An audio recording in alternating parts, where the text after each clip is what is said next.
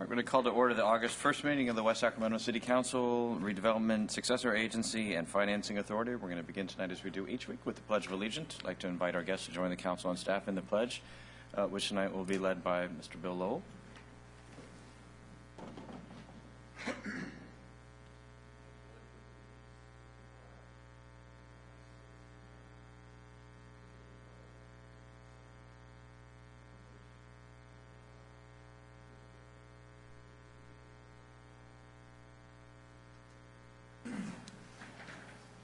The council did not meet in closed sessions this evening, so we're going to proceed directly to our general administration agenda, item 1A, which is presentations by the public on matters not on the agenda but within the jurisdiction of the City Council. As is noted on our agenda, we're prohibited by state law from taking action on items that are brought up under item 1A, but it is an important opportunity for a public forum. We do ask that anyone wishing to address the council on this or any other item this evening to please fill out one of the yellow cards. It's available at the front door and turn it into the city clerk. In front of the clerk is a timer that we use to make sure that everyone has an opportunity to be heard, and to that end we ask that all comments be limited to no more than 3 minutes. We also ask that the cards be turned in prior to the conclusion of the staff report on the item that you wish to speak on. So once the staff report is concluded and we begin the council questions and the public comment, no additional yellow cards will be accepted. We also recognize that for some folks, speaking in public can induce some anxiety, so we do ask that there not be any demonstrations and applause or boos or catcalls, and we maintain a civil discourse here in the chamber. So with that, we have a couple of requests to speak under item 1A. The first is by Stephen Raymond, the Financial Planning Association of Northern California. Hello and good evening. I'm here to announce an event and thank the city for their support. This is a second annual event coming up on Saturday, October 13th. It's a personal finance clinic where we're inviting the public to come in for a free event, get advice on all topics financial.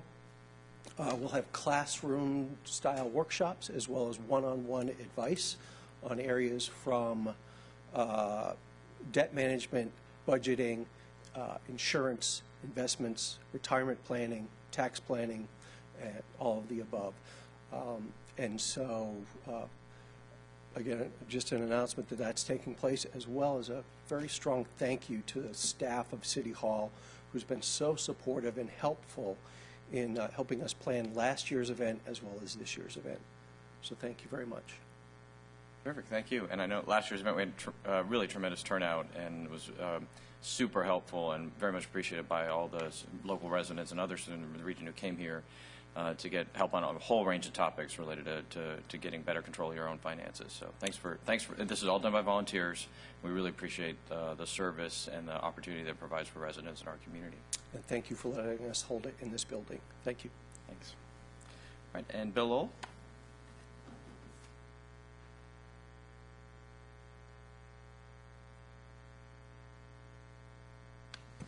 Thank you, Mr. Mayor. William Lowell of West Sacramento for the record.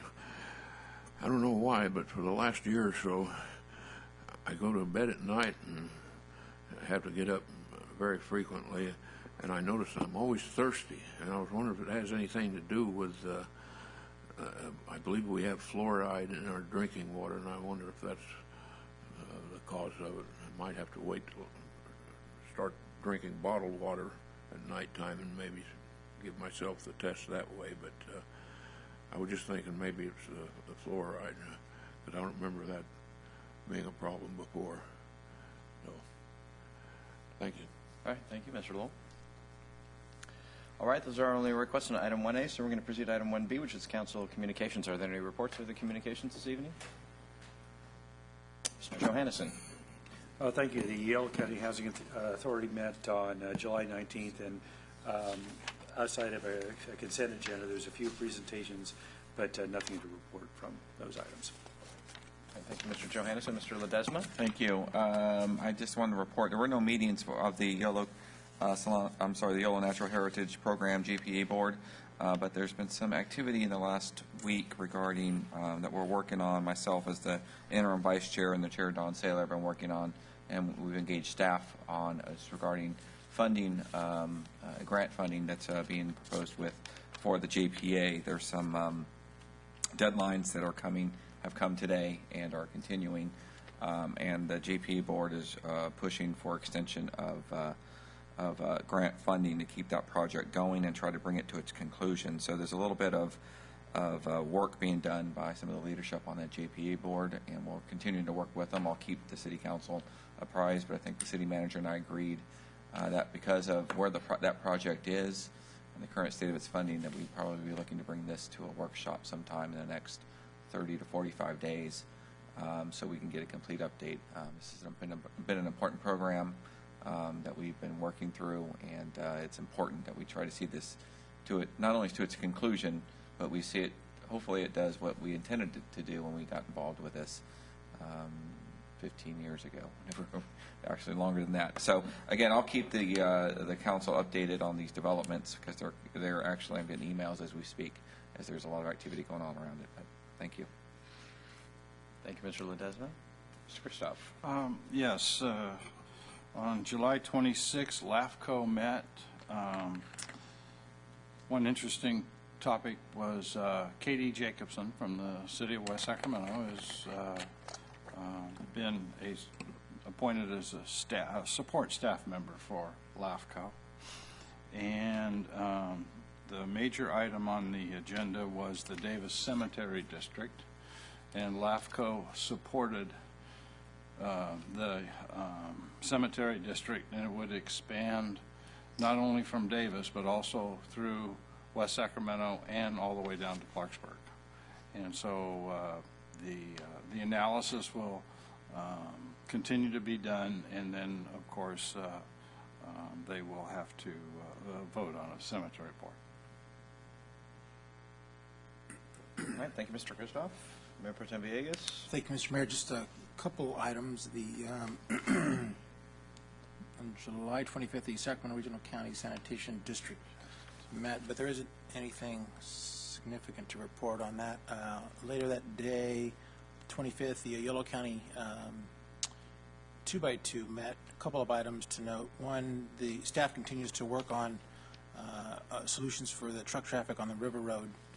That's the result of Supervisor Matt Rexroad, who received concerns about truck traffic not being able to use the River Road. So staffs continue to look for opportunities to make sure that we're not impeding agricultural traffic that's needed there.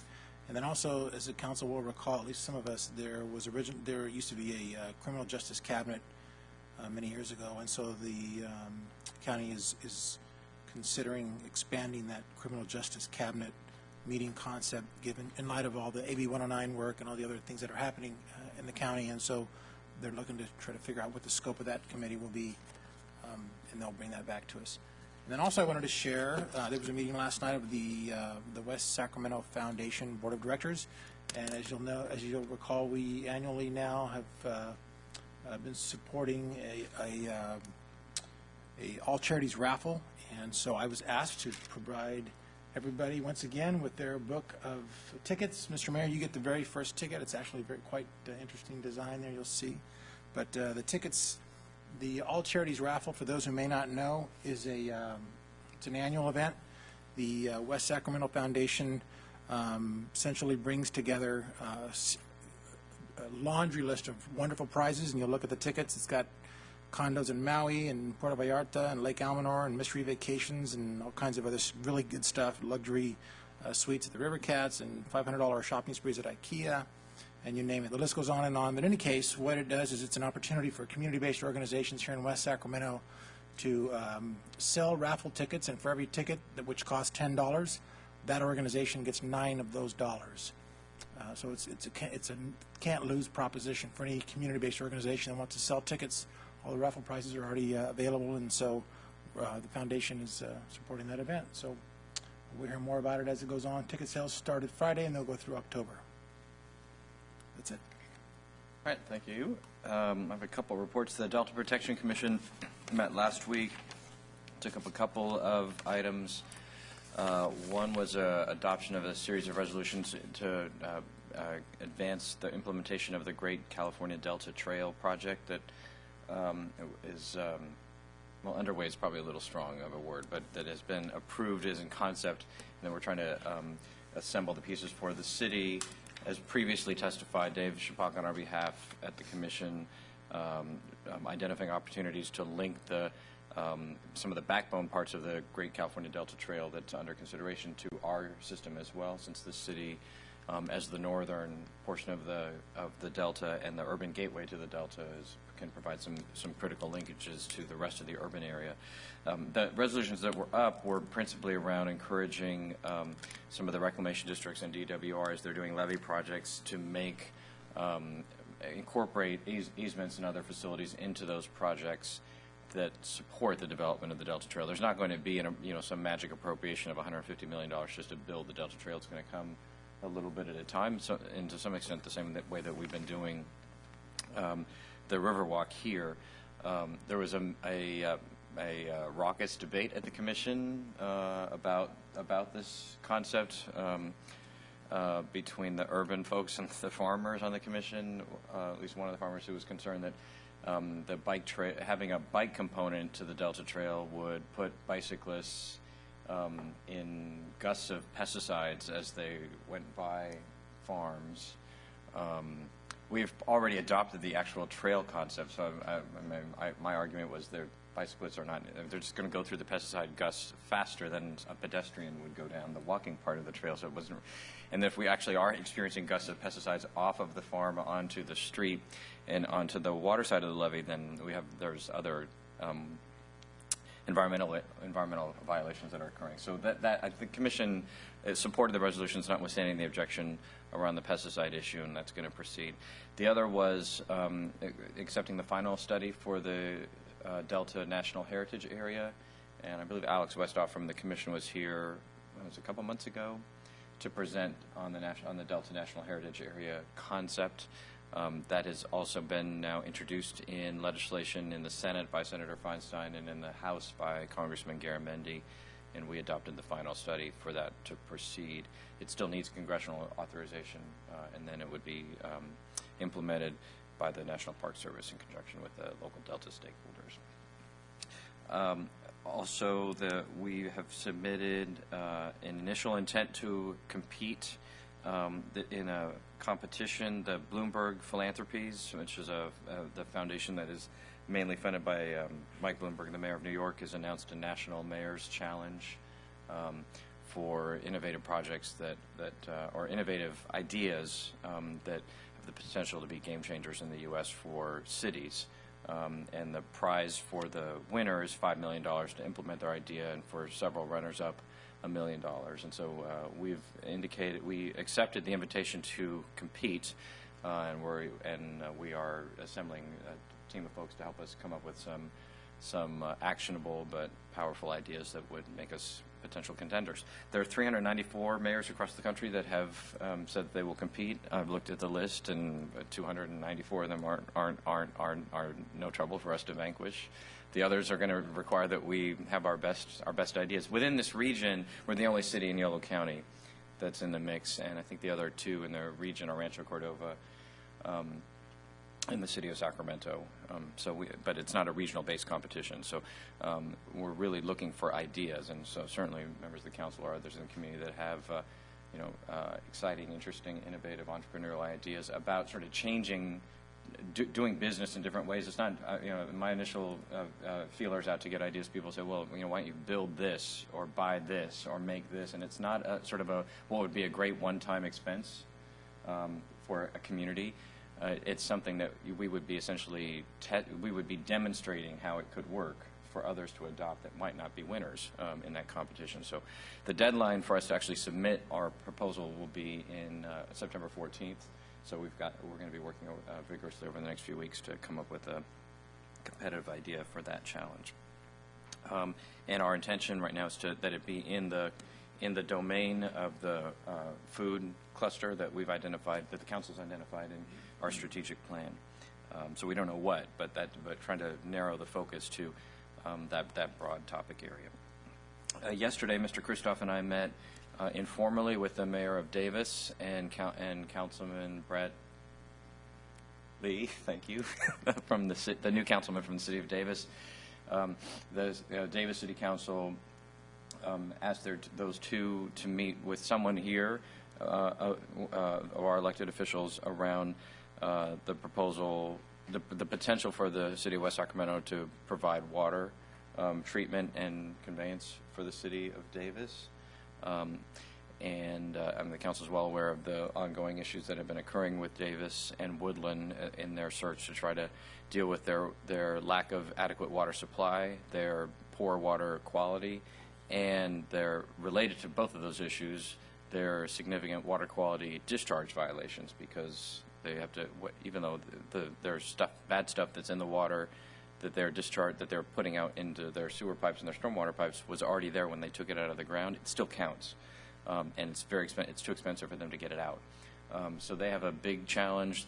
The council is aware. I think that they've been working with the city of Woodland. Cities of Davis and Woodland have been collaborating off and on with the county, but mostly just the two of them on a surface water project. They've secured water rights from the Sacramento River. The Davis community and petitioners have objected to that, to the costs associated and the rate increases associated with that project. I mean, it's like several orders of magnitude larger than anything we've ever contemplated would be necessary just for the water supply portion, in addition to massive increases on the sewer charges there as well.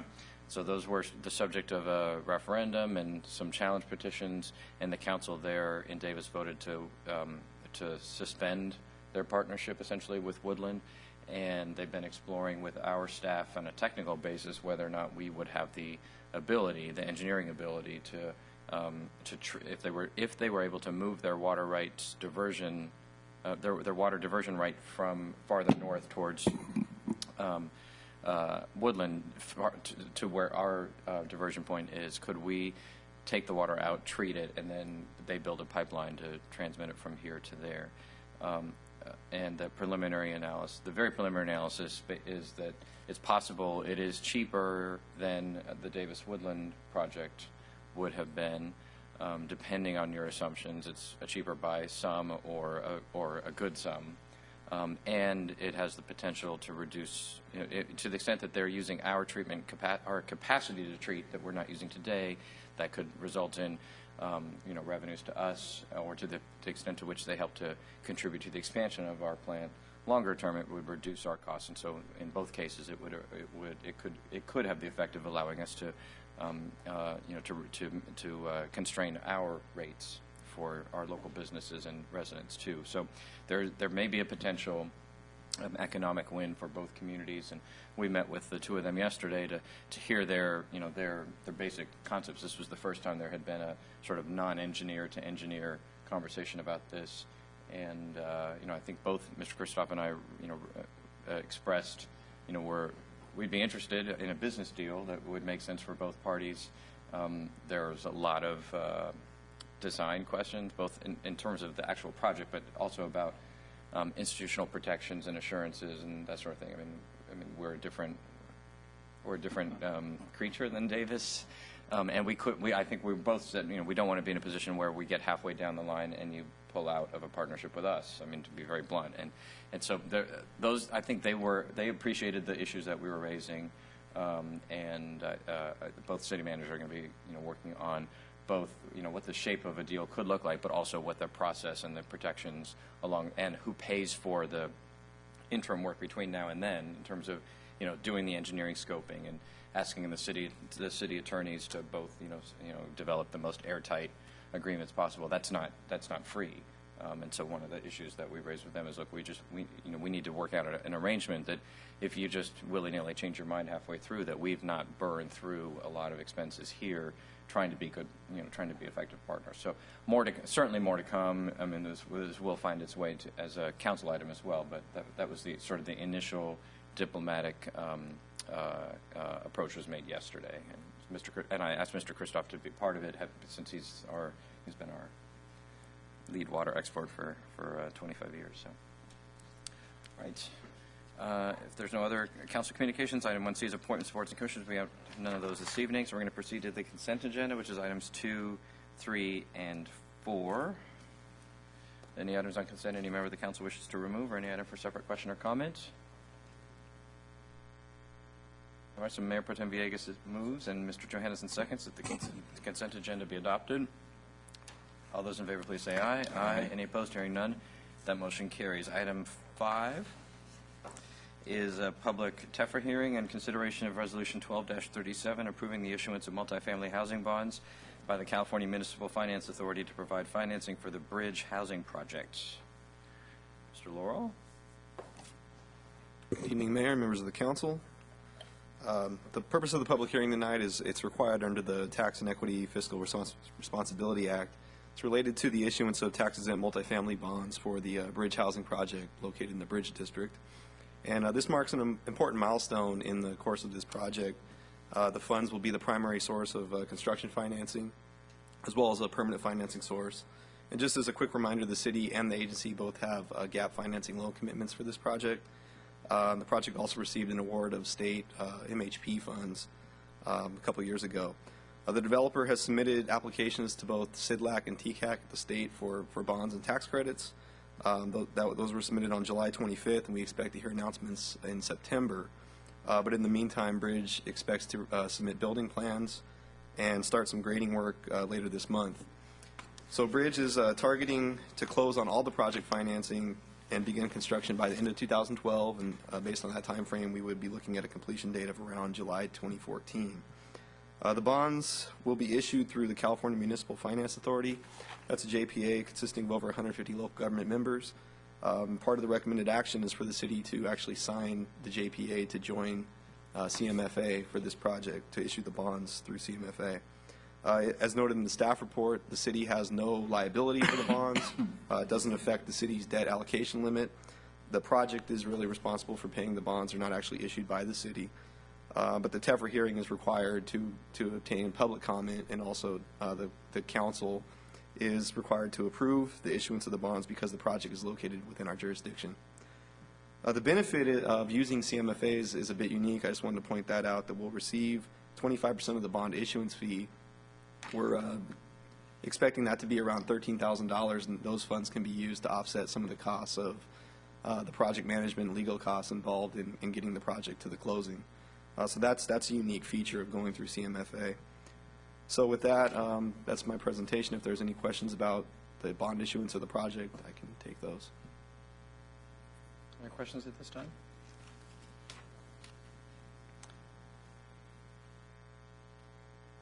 All right, then I'm going to open a public hearing on this item. We have no request to speak, but because it is a public hearing, does anyone wish to address the council on item 5? Mr. Lowell?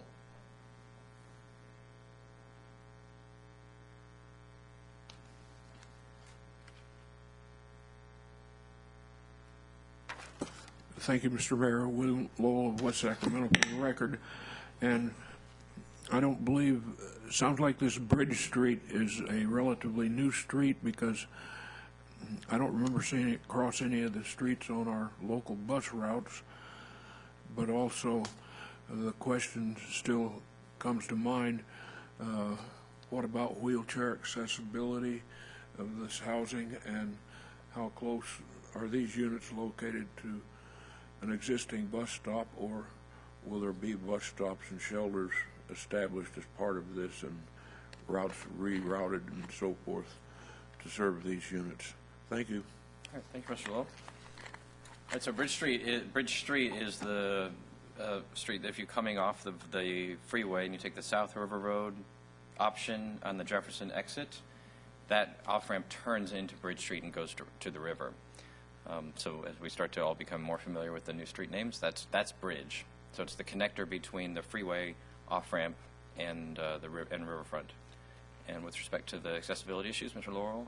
The accessibility issues, the project will meet the California Building Code and have a percentage of the units as fully accessible. I believe that percentage is 5%. But the project does have an elevator. It's a podium-style project, high-density housing. All of the sidewalks that are new in the Bridge District will have ADA accessibility.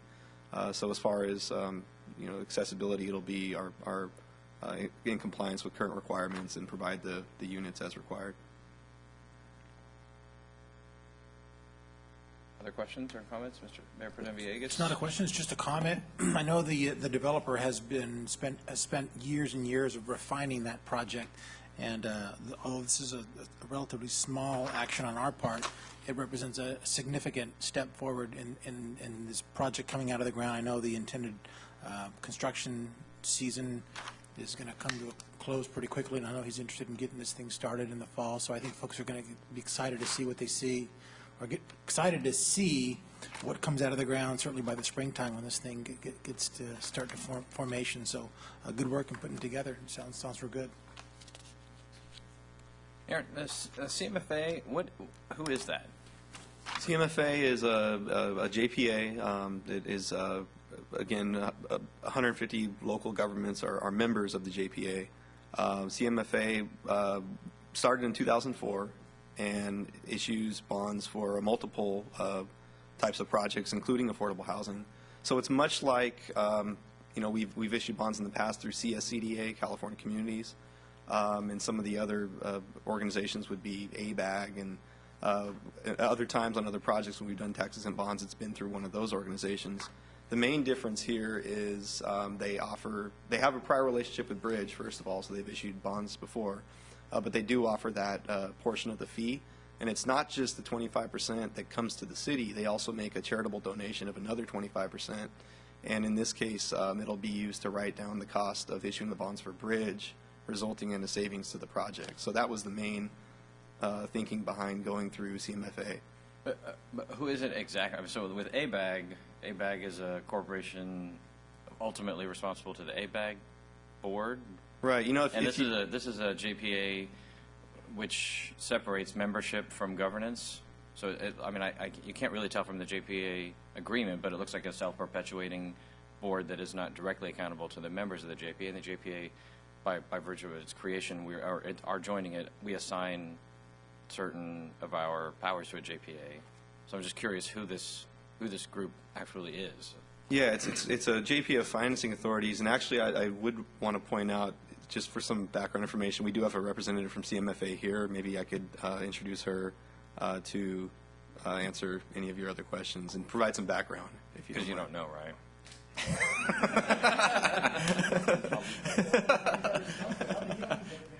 Ding, ding, do I get a stuffed animal? Hi there, Mona Dimitrenko. I'm with the California Municipal Finance Authority. We were actually created, as Aaron had mentioned, in 2004 by the California Foundation for Stronger Communities. It's a public benefit corporation. A portion, as Aaron had pointed out, we give back to the communities. To date, we've given almost $4 million across the state of California. Totally public benefit oriented organization. As a means of income generation, we issue tax-exempt bonds. And then who is ultimately, I get the name of the nonprofit, but who is this? Is the board comprised of special district and city well, representatives? Well, actually, they're made up of a variety of different state, city, and county officials, either currently in position or retired. Okay. All right. Thanks. All right. Any other questions? Any other discussion on this item? Anyone else want to play Stump Aaron? All right, then. Is there a motion on item 5? I'll second. Okay, it's been moved by Mayor Pro Tem Villegas and seconded by Mr. Ledesma. So no further discussion. All those in favor, please say aye. Aye. Any opposed? Hearing none, motion carries. Item 6 is continued consideration of Phase 1 South Elevation Perspective for the West Capitol Commons project in Rayleigh's Landing, located at 300 West Capitol Avenue. Mr. Bermudez. Good evening, Mayor, council members. Before you tonight, staff returns for a design review approval. As you may recall, this item was brought before the council on July 11th for design review approval.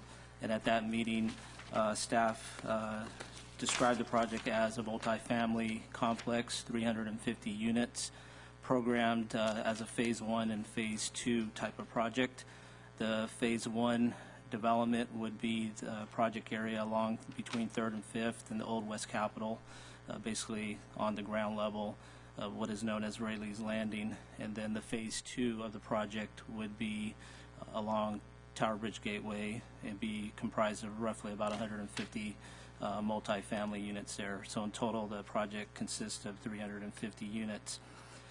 During the council meeting on July 11th, council did express some concern and provided some comments regarding a scenario where we would only see a development of a phase one, and the council commented of wanting to see what that perspective from Tower Bridge Gateway, 3rd Street and 5th Street would look like under just a phase one only contingency type of design. So council directed staff to work with the architect and the applicant team to come up with some designs and perspectives detailing that particular condition of just only a phase one development scenario.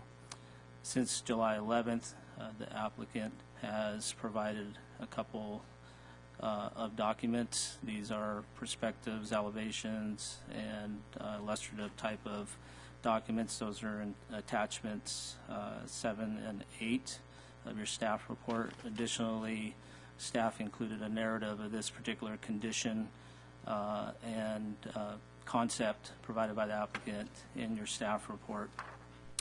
Staff will skip over the narrative and description and let the applicant and development team provide that more detail on that. But in conclusion, staff wants to make certain that what we are approving here tonight is basically this phase one only contingency design. The phase one part of the project was approved by council on July 11th.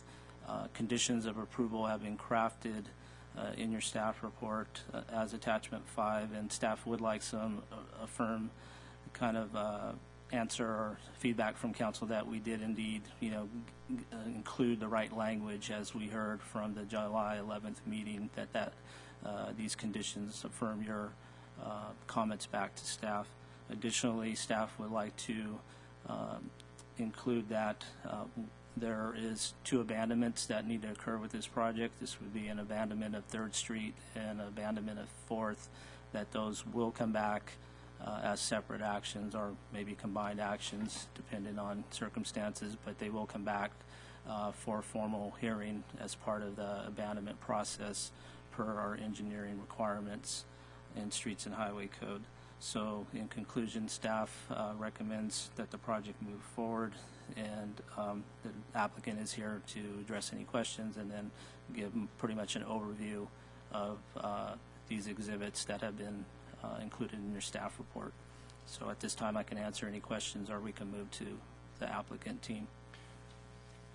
Right. So Jim, besides the conditions in attachment 5, what are the actual what's the actual legal instrument that we are approving? I mean, we have the rendering, but that's, I mean, the rendering itself is not actionable. That's just that's illustrative. So what is the where's the the specifics that lead to that rendering that we're approving? You are approving tonight the renderings that you were provided on July 11th that included the design of the courtyard buildings down on 3rd and 5th, and the renderings and elevations that were provided for the Tower Bridge Gateway building at the July 11th meeting. Based on staff's understanding of what we heard from the meeting, those particular elevations and the feedback that we received, that we understood it as staff to understand council was supportive of those designs, but the only item that was outstanding is to get a better picture, per se, of this particular condition, and that's what we brought back before you. So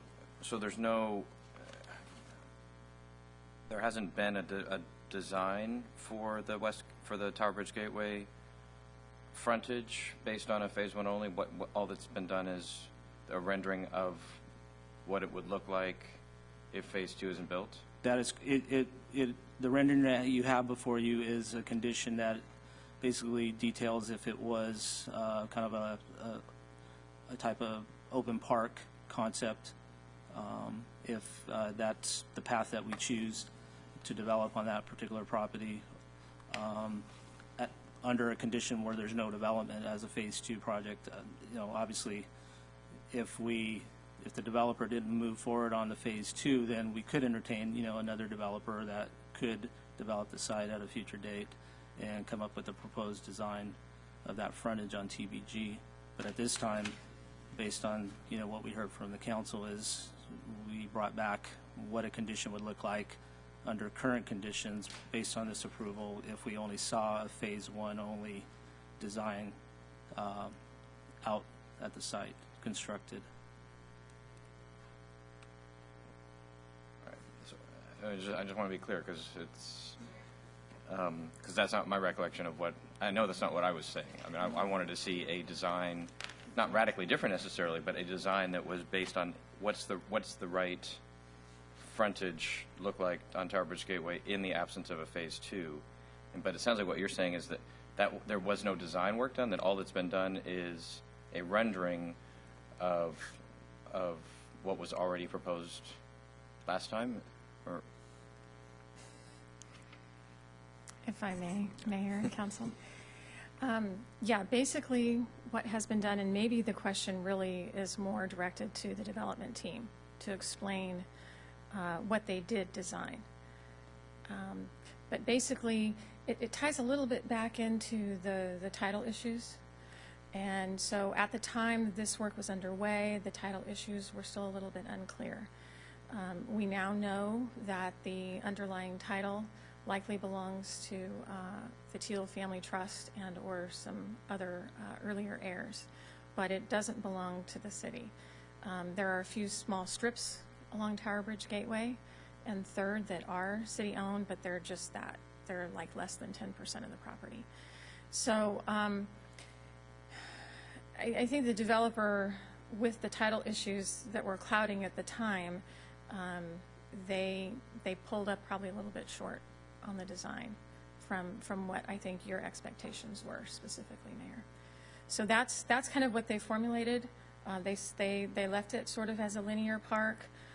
They really worked on the southern elevation of their Phase 1, incorporating in the wall to screen the parking of the one building adjacent to Fifth.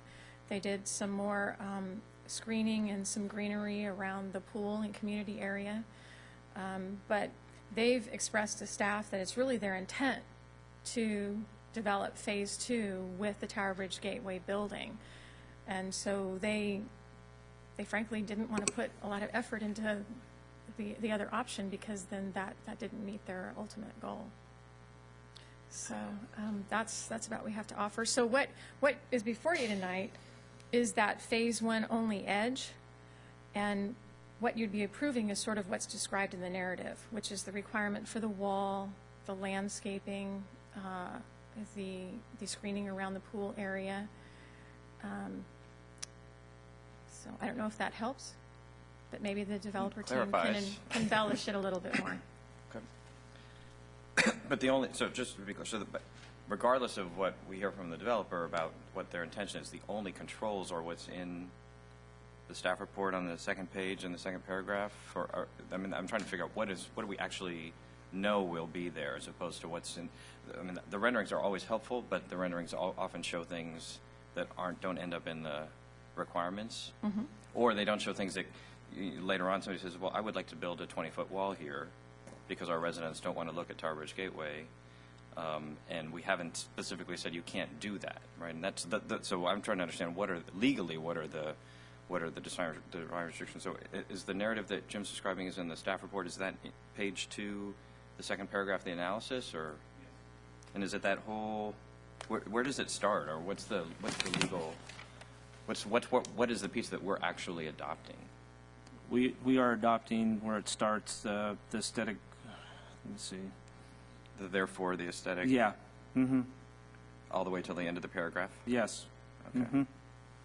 And staff, when we're looking at substantial compliance with design reviews, there's many times where there's not everything defined in a narrative. So we really scrutinize the perspectives from a scaling issue. So when we look at that and we see that the wall is comparable to a person height that's in that picture, we're going to say the intent was for it to be no taller than 6 feet. Okay, thanks. Mayor Pro Tem Villegas? So, Jim, and I'm sure that we share the same goal, which is to move quicker than slower on the phase 2. I'm sure the intent of the applicant is to hopefully get phase 1 going, and then things change a little bit.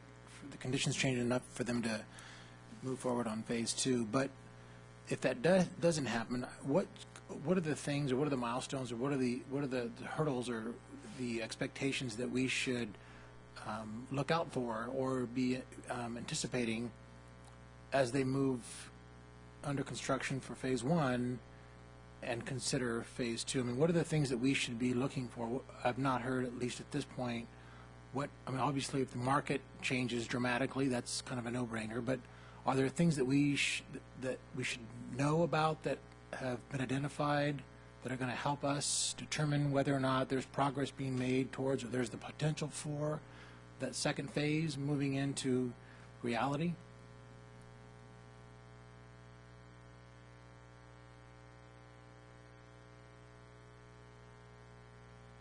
I think one initial hurdle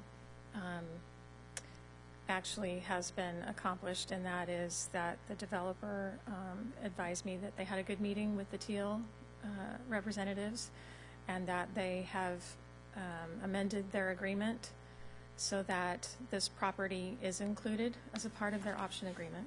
So that's one thing. The other thing we'll be watching is the abandonment process. The road has been closed, but we still have an abandonment process to go through. We still have a PG&E gas line relocation per the franchise agreement. We're still firm on that, and so that's a process. That's another hurdle. There's the city's water line that needs to be relocated out of phase 2. So there will be things coming back before you that will show some progress. And or if it's a barrier that can't be overcome, then we'll also know there. But all of these are, they're not insurmountable, that it couldn't happen within what kind of a time frame? Realistically, if all things moved as I think they probably want them to, and we do too, so that it's not a dormant park for a prolonged period of time. I would think that based on past experience with PG&E, that to me is the longest lead item, that it might be, could take a year to 2 years to overcome that and actually be physically constructing something. Design review approvals are typically good for 1 year, and they're expected to be under construction. The design review administrator does have the ability to extend it, but only on a year basis. But that's under a normal design review. Since this is one that requires a council public hearing initially, I would think that an extension would have to come back to the council. So it's I believe so, yes. So it's conceivable that if things moved along under phase 1 during the construction period, which could take a year, I would imagine, maybe more, maybe less, but realistically, it's conceivable that as phase 1 is wrapping up, there is potential to see the light at the end of the tunnel for the beginning of phase 2. So you wouldn't actually have to construct, and you wouldn't have to put together a park or any of the other improvements that are identified in the illustration, right? I mean, that would be a perfect situation, but that's not totally out of the question. Correct. Okay. Thank you. I just want a clarification, because I think what the description of the phase 1 site and the rendering depict is if nothing can be built there, correct? If it's not going to move forward. So this is not Correct. an interim step. So I think there is some truth to when do we know that it's not going to move forward. I mean, PG&E can drag this out theoretically 10 years, and not that we'd like that, but again, when do we say that's it, or it's not going to happen, and what mechanism do we have? Because I think this is to come to the definition. This is not an interim step. It's a phased project, so that part will be awaiting clearance But at what point do we say it's not going to move forward, and it's no time soon, and how do we? I guess that's sort of my question.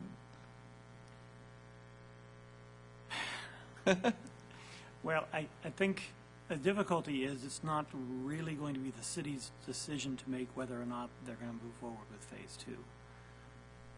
You are approving design for both phases, but the ultimate construction is under the control of the developer. The development agreement gave them vested rights in development up to a certain maximum square footage and number of units, and the only thing left unresolved through the DA was the design. We don't really have control via that in the timing of when they commence and finish construction. The elements of control you do have on the abandonment. When it comes time to process the abandonment, we can talk about where the project is and whether it's appropriate to abandon in light of their readiness to move forward with Phase 2.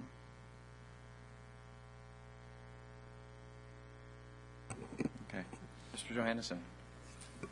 Yeah, maybe just to follow up on that. So, I guess I'm looking at it as the worst-case scenario that Phase 2 is never built, and we basically have this strip of land there that may or may not be developable. In 10 years from now, that the whole complexion of that area of town could be completely different, hotel or whatever's in there, which would warrant coming back for a complete look at design and really what goes on that. Was it 150 feet wide, something like that parcel? So my concern is that to really have a time limit on the current design, and regardless of the situation, it's after that period expires, all bets are off, because we really don't know how long this is going to take, so we're really looking at this. Phase 1 is the only project that's going in this area, which is there's a huge expanse between that and West Capitol Avenue, and really not the dense urban wall that I think we want off the Tower Bridge. So, I would look for some type of cutoff period of when you have to completely relook at that parcel if we're only going to do the first phase. All right, so we are next going to hear from the project developer and from the architect. First, starting with Dan Ethercutt. Let's come together, whatever the order the two of you wanted to do. Thank you, Mayor Calderon and Mayor Pro Temp Villegas. And council members, thank you. It's great to be back. We might want to pull the PDF up presentation, and I've got a couple of comments. First of all, I think that in this environment there's risk, and that's really what we're talking about. I don't know how to demonstrate my willingness to take risk than what I'm doing. We're reaching far beyond what we would normally do because we love the site and we want to be in the city, and we've designed a project and spent considerable amounts in the process. We would love to build Phase 1, and if from the podium you want to declare that you're going to cut off that gas line and call PG&E tomorrow and tell them that they don't have an easement, and on next week there's going to be no gas line there, and to come get their pipe, that'd be great.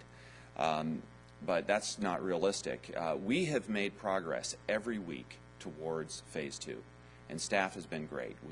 There's been a significant effort in trying to understand the rights that PG&E has and the rights that the property owner has.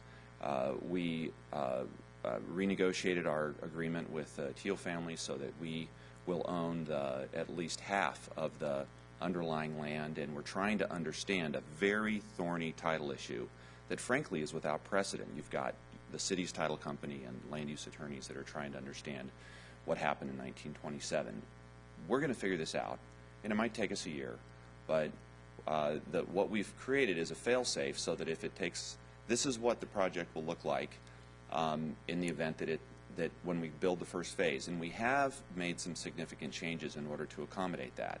We've created the clubhouse all in Phase 1 and pulled it back so that it has a terrific street frontage, and we're not delaying the construction of that clubhouse for Phase 2. We're going to build it in Phase 1, and we're accommodating the connection between Phase 1 and Phase 2. So I'm taking risk, and I'm trying to demonstrate that we've got, in the event that Phase 1 was to be the only project there, which I understand has to be considered, that it will look terrific from the street. It will not be an eyesore. It will be a great improvement over what's there now.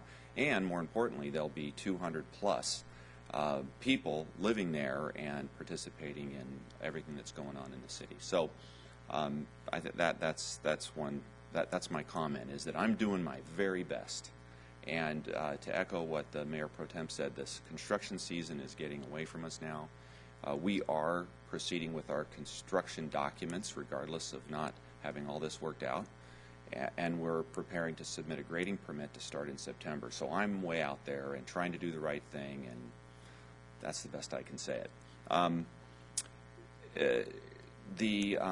David Mogavera has a short presentation, and we're here to answer questions. So we want to be able to express our willingness to create a streetscape that is as attractive as it possibly can be, given the circumstances that we have to perhaps accommodate it for some period of time. Okay, David?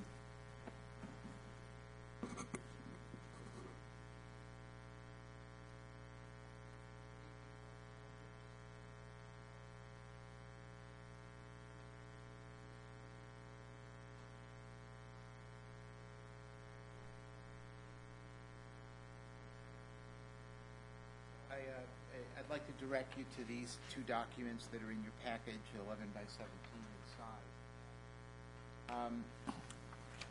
size. It wasn't until last week that there was even a hint that someone other than the city owned the strip of land that is formerly West Capitol Avenue, and we didn't regard it as our prerogative to design your park, and so we stayed away from that.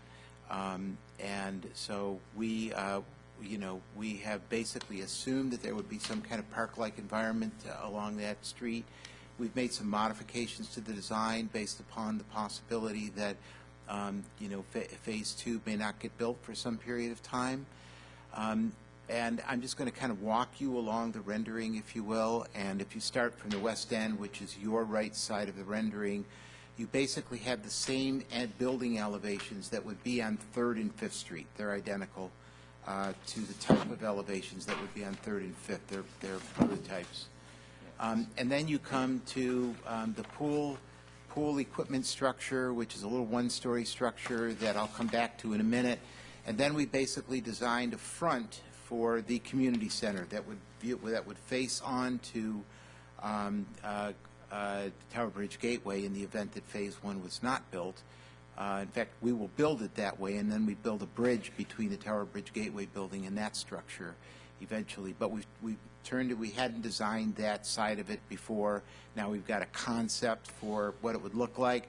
It's essentially very similar to what the other side of the building would be, that would be facing into the community with large double-story glass walls and the like. And then on the west end, did I say east end to start off with? All right, west end to start off with. Anyway, moving towards Fifth Street, you have essentially what was to be or what would be an alley location, and thus the parking along that frontage. And so what we've done is we've put in a wall. It's specified in the document that it will be 8 feet tall. That seemed to be the appropriate mix. We didn't want to get it too tall. We didn't want to get it too low. And our intent is to do something that would be extraordinary with that wall. Some of the ideas we've thought about are maybe backlighting it, backlight polycarbonate, so there'd be some kind of a glowing wall if it were to be a park in the long term and the like. And we would probably treat the pool equipment building in a similar kind of manner so that there'd be some unity there as well. So those are the changes, the rethinking that we've done, or the deeper thinking, I should say, that we've done to respond to your desires to understand a little bit better what would happen if Phase 2 were indeed not built. So, David, you used a couple of words that are the flashpoints for me, which is our intent is to do this. We would probably do that. And, I'll just remind all of us, we have an extra stoplight on Jefferson that we shouldn't have because we let developer say we intend to do this and we'll probably do that. And then as soon as the project was done, we got a wall way higher than we expected, and we got a threat of a lawsuit if we didn't allow them to put us an unnecessary stop line. We can't operate that way on what is the most, one of the most critical streets in the community. So for me, this is a really, really critical issue. I mean, I'm supportive of the project. I want to get you to this construction season too, but this is, I wanted to see something that was as if you said, okay, if we were designing this for this, because even we've talked about it as though, well, what the worst case scenario is there's just a park there. This title issues don't mean that a park arrives. We don't own it, so we can't even say there's going to be a park. We have to say, well, what if there's still an abandoned street there, or a non-abandoned street because we can't resolve the title issues? It's not as though even that much is assured.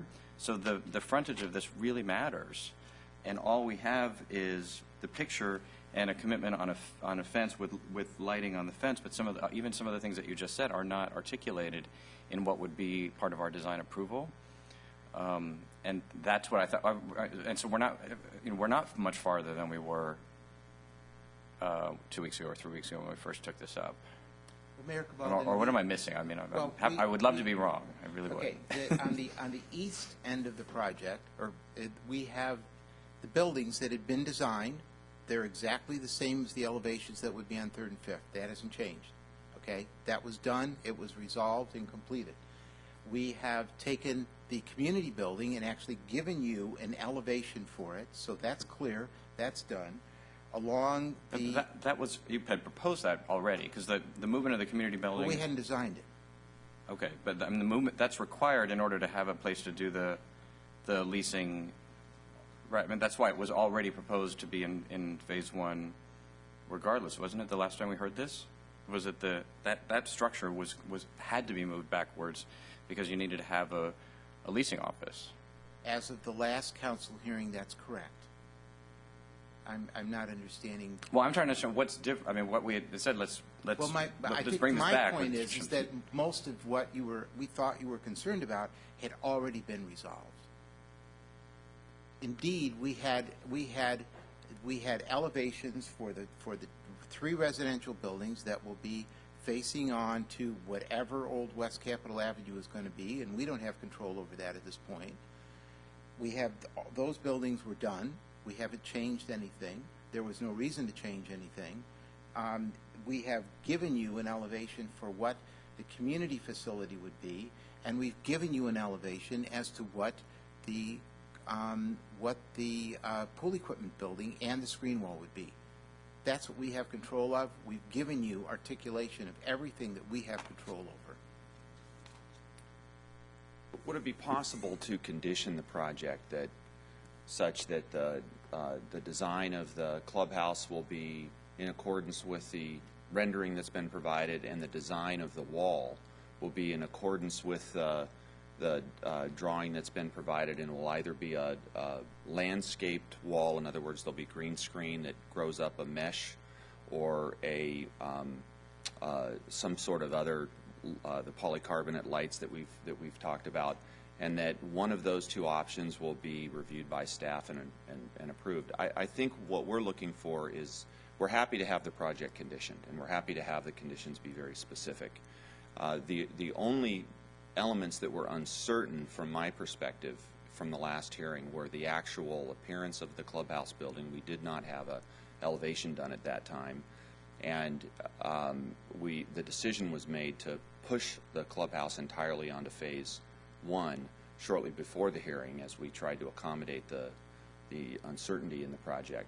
So we're happy to have conditions, and we've tried to accommodate what we've heard in the last hearing. Yeah, and hopefully that's possible tonight.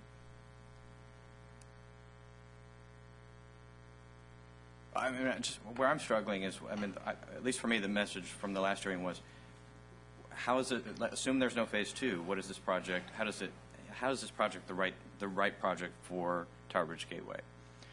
Which it wasn't. And what you brought back was running of, okay, here's where you were wrong, basically. Here's this wall works better, and this is a nice side of a building. I get all of that, but that it would be amazing, immaculate conception if the Tower Bridge Gateway frontage here happened to be the right thing for Tower Bridge Gateway just by accident, right, that what was to be essentially the interior plus the clubhouse of the full project, if you slice off the side, suddenly is magically the right frontage for Tower Bridge Gateway, which doesn't mean it couldn't be. But I guess what I had hoped that somebody would take a look at this, that your architect would take a look at this project and say, if I were designing it only as this phase, here's the things I would be taking into account in terms of the viewscape. Here's how I would take into account the articulation with the street and with street interaction. And here's what we've already done to accomplish that, and here's a tweak here or there to advance that. As opposed to, we had already taken, we haven't done anything other than cover up the parking in terms of actual changes to the design. And those are only, I get the screening of the parking. That's an obvious one.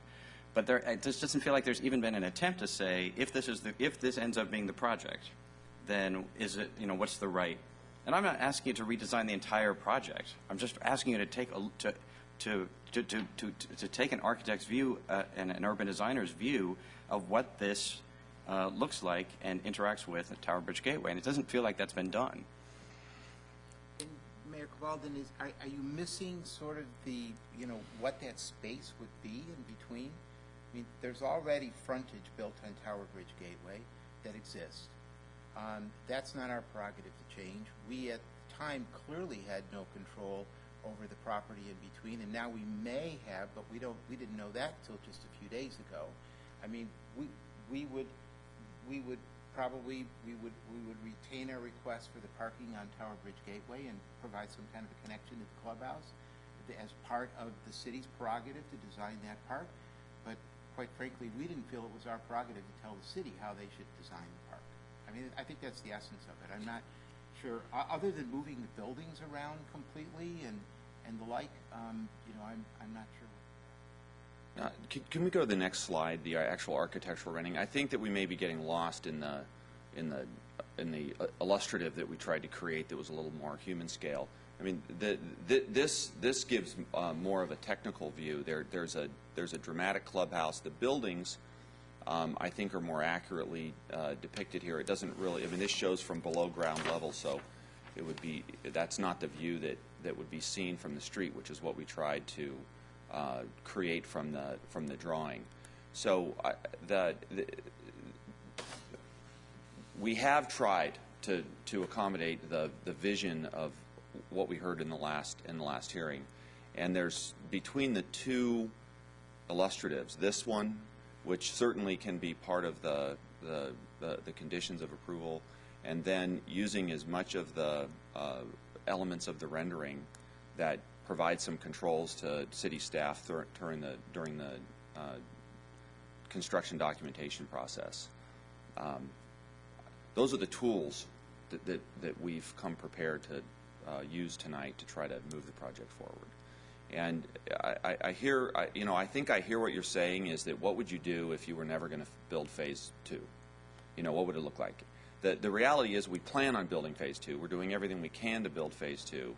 And I think that's the element perhaps of risk that we're trying to deal with. The phase 2 is going to be built. And in the event that it's not, I think that the phase 1 project is still an attractive project for the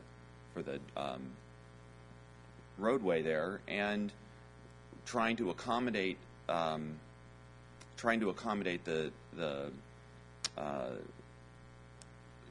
information is proved difficult. Right, but so if you were being asked de novo to design a project that was going to be at where the city's most important entry gateway is, the lead up to that, the street where we've made a huge amount of investment, and you were starting from scratch, I'm sure you would come to us, just like every other one in that district has come to us, where at the front porch and say, we've got a public art component, we have a water feature component, we have some component that says this is the front, this is a special place, this is the front, and this feels like it's the side plus a wall. Not that it's ugly. Yes, it's more attractive than the parking lots that's there by far. It's a good solid project, but this is more than a good solid street, and it's that dimension of some recognition of place. And this is a very special place. I'm not talking about moving the buildings all around and changing your entire project. That's nuts. Right? And that's economically ridiculous. What I am saying is that some recognition for the place that this is a significant location and needs some recognition of that in a design sort of way that interacts with the gateway that this location really is, and the connector between the Bridge District and Rayleigh's Landing and our downtown, in which we've made $200 million worth of investments ourselves. I mean, we get the risk concept. I'm not sure I should say this or not, but I'm going to. I mean, the fact of the matter is that if we were not going to build Tower Bridge Gateway, the Tower Bridge Gateway building, and we knew it was going to be a park forever, then we would probably take some of those buildings and flip them around and put front doors on. We've thought about that. But the reality is that even if Tower Bridge Gateway doesn't get built by us and something gets built there, we have a back property line to deal with. That's our reality, okay? That is our reality. We don't have any choice but to recognize that reality. And so thus we've responded to that. And Wolf Company has done everything they can along with staff to make sure that Phase 2 happens and make sure that this is indeed and certainly there are things that we would do different, but even if we don't have certainty whether or not that's going to even be a park forever. We don't know that. It could end up that someday somebody comes and builds a hotel there. That we have front doors facing on the back property line of a hotel. So I hope you can understand the dilemma that we're facing, and that everyone in earnest is doing their best to make sure Phase 2 happens. And what we're doing is doing our best to make sure that this addresses what could be a future park there, or could be a future back property line to an adjacent project. I think the most important concept for me to convey is that the best method of assuring Phase 2 is to get Phase 1 underway. I think that's just the reality for us. Mr. Johannesson. Yeah, thank you. I just want to get maybe a better understanding of why you're phasing this again. Is it market or site control? I mean, if this is one project, we wouldn't be having this discussion. It's a good question. Because we're phasing it because there is uncertainty with PG&E. It could take a year, it could take 2 years, and it's control of the site and the market and getting under construction, getting the project built. Well, I mean, if you had site control in 6 months, could you commit to building it at that time, Phase 2? No. I mean, one of our biggest concern today is inflation. So that's a real concern, that we have inflation and costs and the dynamics change. And Dan, I'd just like to add to that what's clear to me from our discussions is that the project economically works far better with Phase 2 in it. So there's a lot of incentive on that front to make sure that it happens. It's a bigger management unit. Overhead costs are spread further. A lot of reasons economically why this project is a better one for both of them being built. And we started off by this with the assumption that we were going to build everything together. Thanks. Christoph. Yeah, just a couple of comments. I guess one of the things that you look at is, as far as this project goes, and that is, if Phase 1 and Phase 2 were combined to move forward on the project, I don't think any of us probably would have a whole heck of a lot of heartburn. I mean, it's something I would certainly support, because Phase 2 really gives me and raises my comfort level as far as commercial, as far as some kind of retail, and of course the residential. And it gives me it raises my comfort level as far as the screening and the compatibility of Phase 1 and 2. The problem that I have, and that is, if I look at worst case scenario, and Phase 2 does not get built, then I don't think Phase 2 could ever be a standalone project. It takes Phase 1 and the economy of scale of doing both those together in order to make it all feasible, make it all work.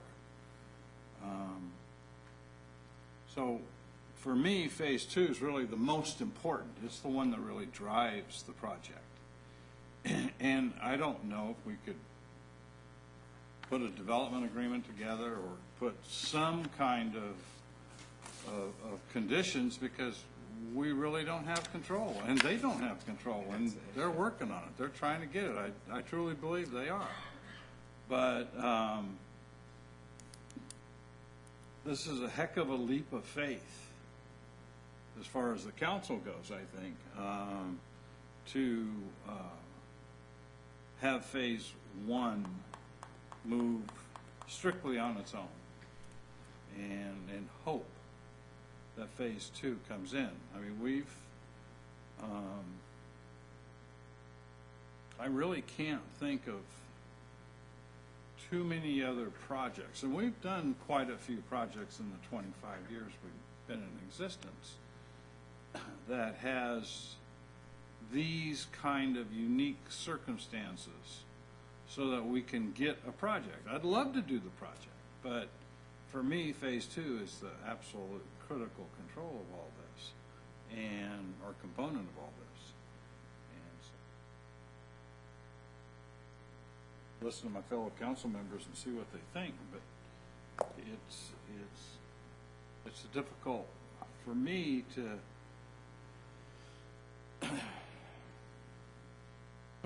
in essence, sort of put the public at risk as far as the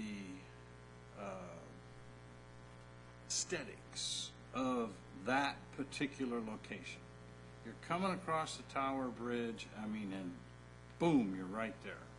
And I think we need to make sure that whatever is seen is going to be something that the entire community is very, very proud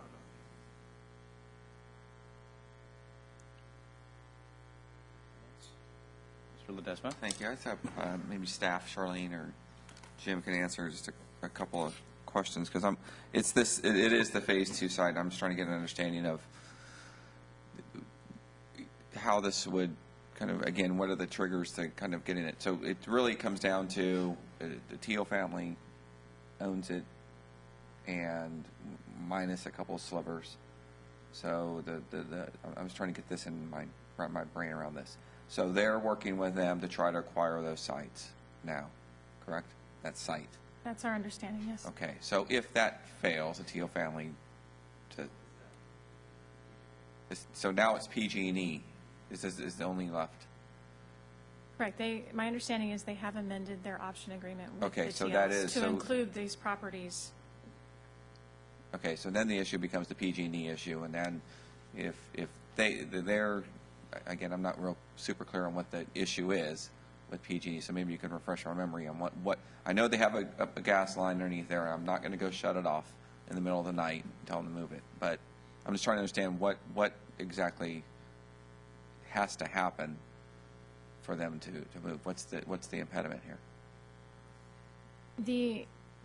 With regard to PG&E moving their gas line? Yes, because that seems to be what We have a difference of opinion right now between the city's position and PG&E. City's position is the gas line is within the right-of-way. The road has been closed due to grade changes and realignment that were done with Tower Bridge Gateway and the Bridge District construction. This particular stretch of gas line was part of the original relocation, PG&E relocation plan with the Bridge District. But then they couldn't accommodate the schedule, the grant schedule for the TBG construction. So we had to pull that stretch out of the relocation. So at one point in time, PG&E was on board with relocating that stretch of pipeline. per the franchise agreement, okay? And it was a grant schedule that caused us to work with them to separate it out. There's been staff changes at PG&E.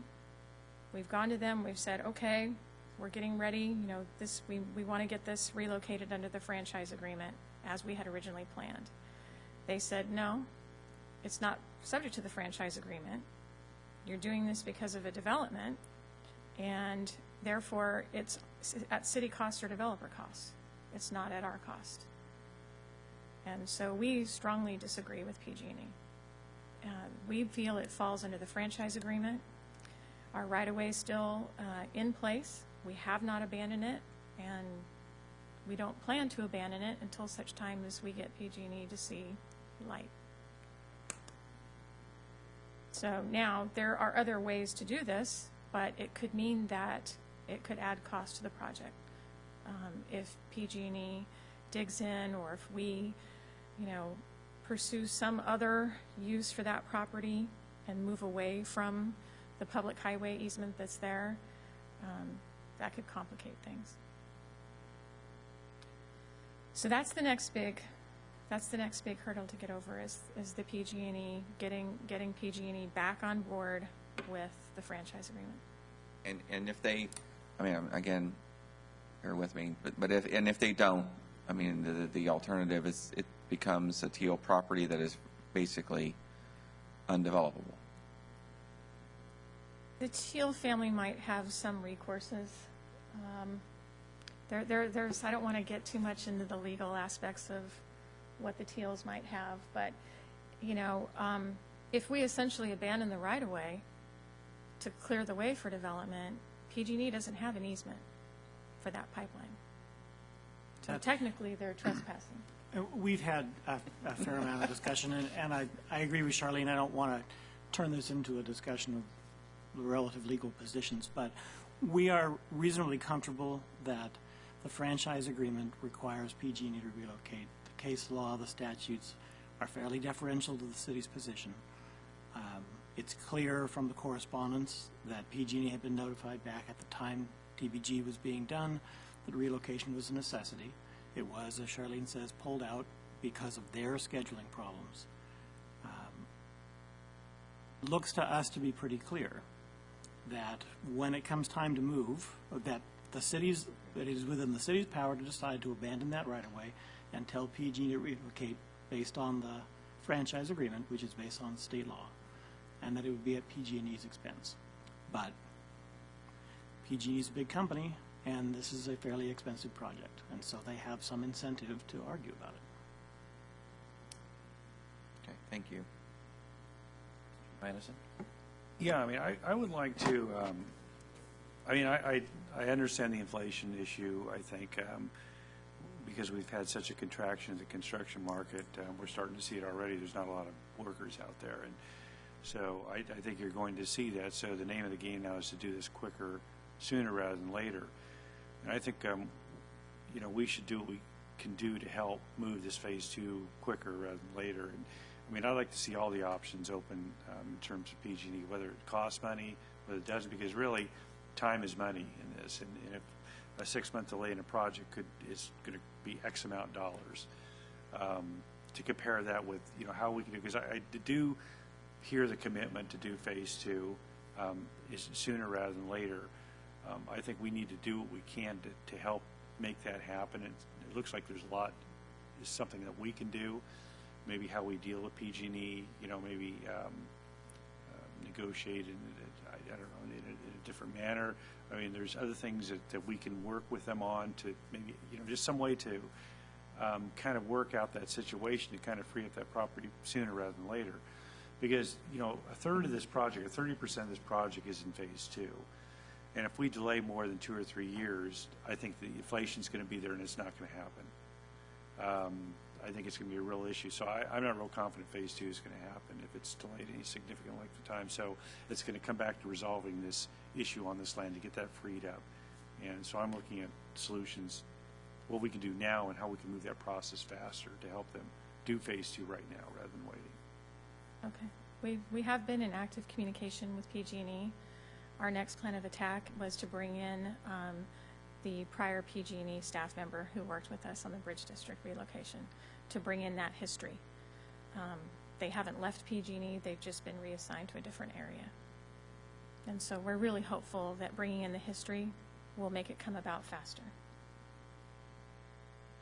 It's also time to elevate this, beyond those folks at PG&E also. So we need to have a different parallel strategy with the PG&E executive leadership as well. Okay.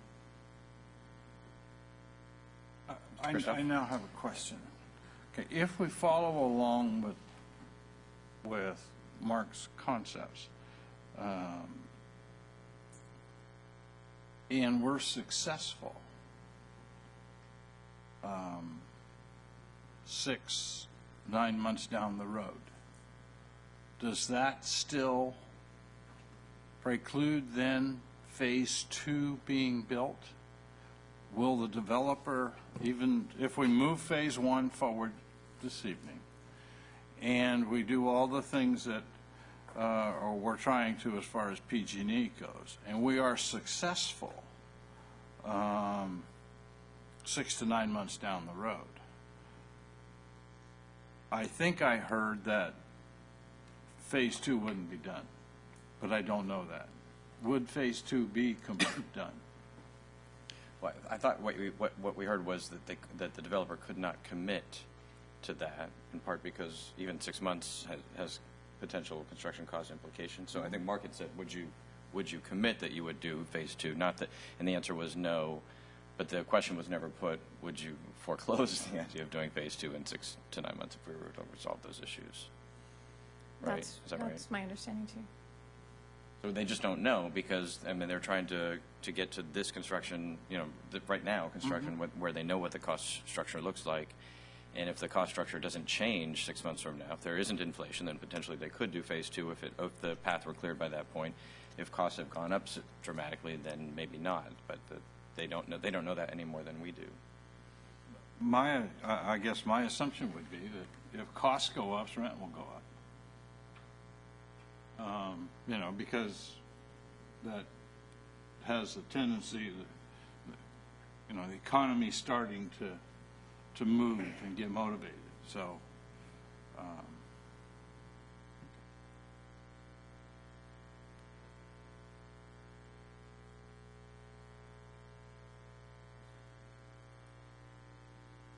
Did I not get it right? I didn't get it correct? Okay, then, yeah, come up to the podium.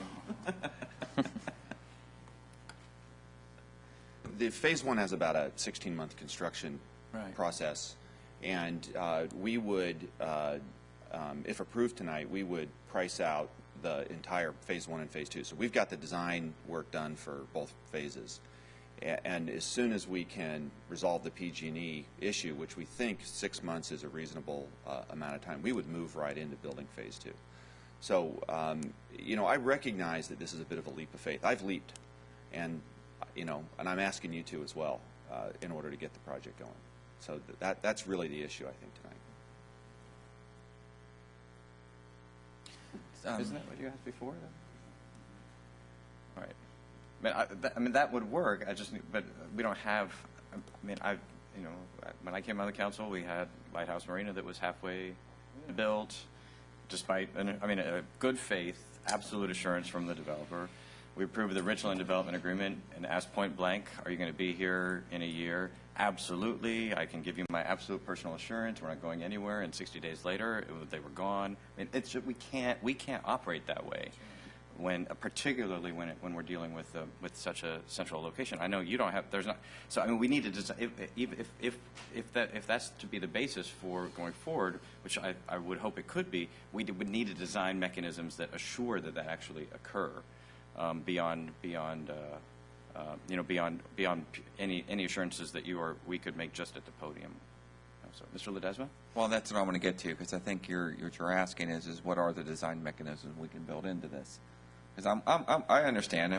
I was sort of there too, and let's see all of that. But I guess Jim and Charlene, this is where we need to help, because now, excuse me, we've articulated that while The illustration was appreciated and kind of gives us a sense of, at the worst case scenario, it would at least be a decent green stretch there. I think what you also heard tonight was, okay, how do we know that it's going to be built to include elements? The mayor also outlined some elements in terms of further articulation of place and water features or other elements that might aid to this. But it first starts by, how does this come back to? I think you suggested it be conditioned to come back to a staff member, look at the drawings and say, this is what we intended. I think it just has to be more clear than that. So how do we get to that point? And I haven't had a chance to talk to the developers, so they may have to weigh in on some of the condition ideas.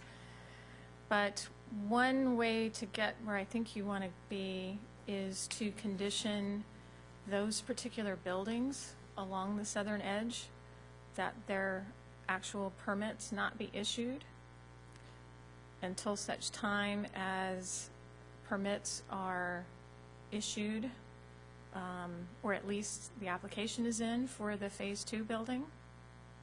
So it would be kind of delaying the construction of that building edge a little bit, hoping that we could get through these issues with PG&E and wrap everything up within 6 months, so it really wouldn't impact their Phase 1 too much. Obviously it would have some impact, because part of what we're talking about would be delaying the community room and the pool and things. So that's the difficulty I see with that. But that would be one way to get, I think, to where you're at, is to be able to hold up those buildings, so that if it is determined that Phase 2 has to be something other than the building that you had envisioned along Tower Bridge Gateway, and that we need to relook at that, and it has to become some sort of urban, linear park, front doorish, public art type area, then that would be the time to pull those up and say, okay, now those need to be reconfigured to look at this new Phase 2 concept. That would be one way. The other way would be a little bit lengthier, would be probably an amendment to the DA to build in some of the things, some development hurdles. So I would add, though, that even with a development agreement, even with design review approvals in this economy, development sometimes still just stalls, and you don't get everything built out. We saw this with the JTS condos.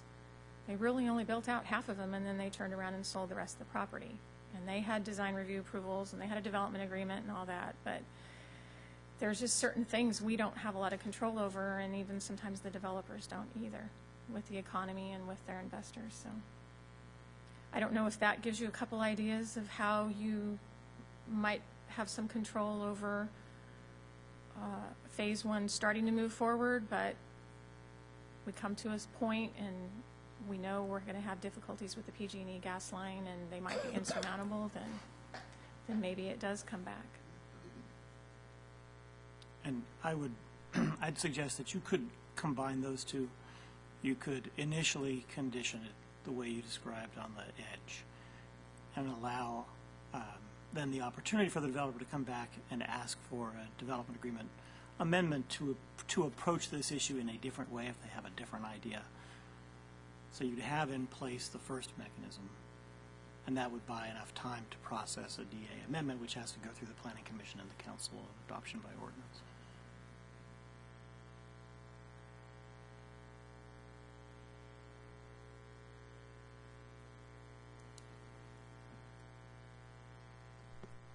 I'm not sure I completely understand what you're saying, because I wasn't on the planning commission like these two.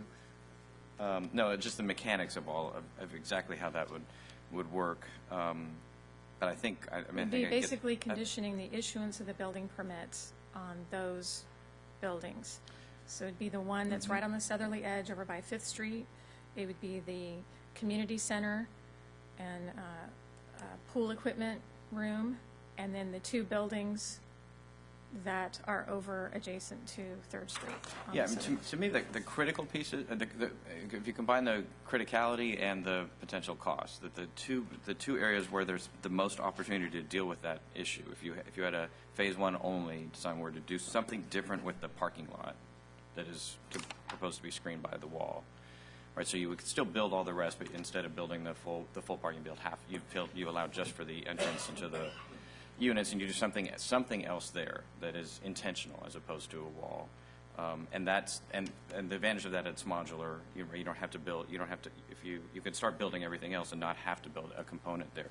But the other one is the corner at 3rd Street, right? If that's the first thing you come off the Tower Bridge, and this becomes the focal point on one side with Wrigley Field on the other side, that simply the corner of the unit that doesn't work.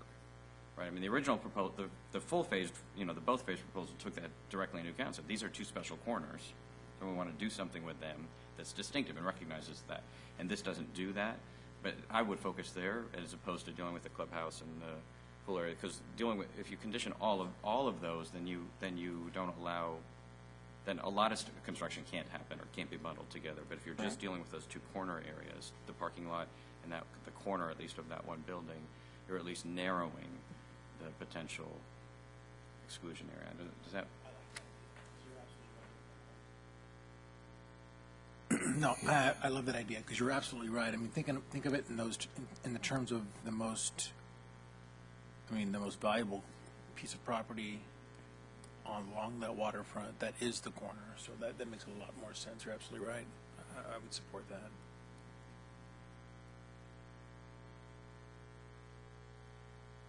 But this is tough. I mean, we going back to the amount of time, energy, effort that everybody has put into this street well before we even knew what it was eventually going to look like. I mean, we've spent so much time, energy, and effort into making this, and to not have the assurances that I think we all thought for sure we would have. Nobody in the right mind would possibly move forward without the absolute guarantee that we would get exactly what we wanted after all this time.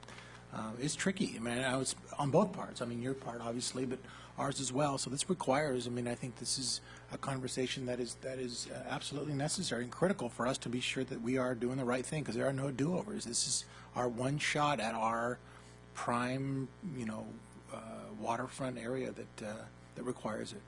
But I think that's a reasonable compromise to say the focus needs to be on the corner pieces rather than the way we have done projects in Southport relative to traffic, where we conditioned certain milestones to say we want to preserve the community's, the integrity of the traffic flow. I mean, this is along those lines, but a bit different.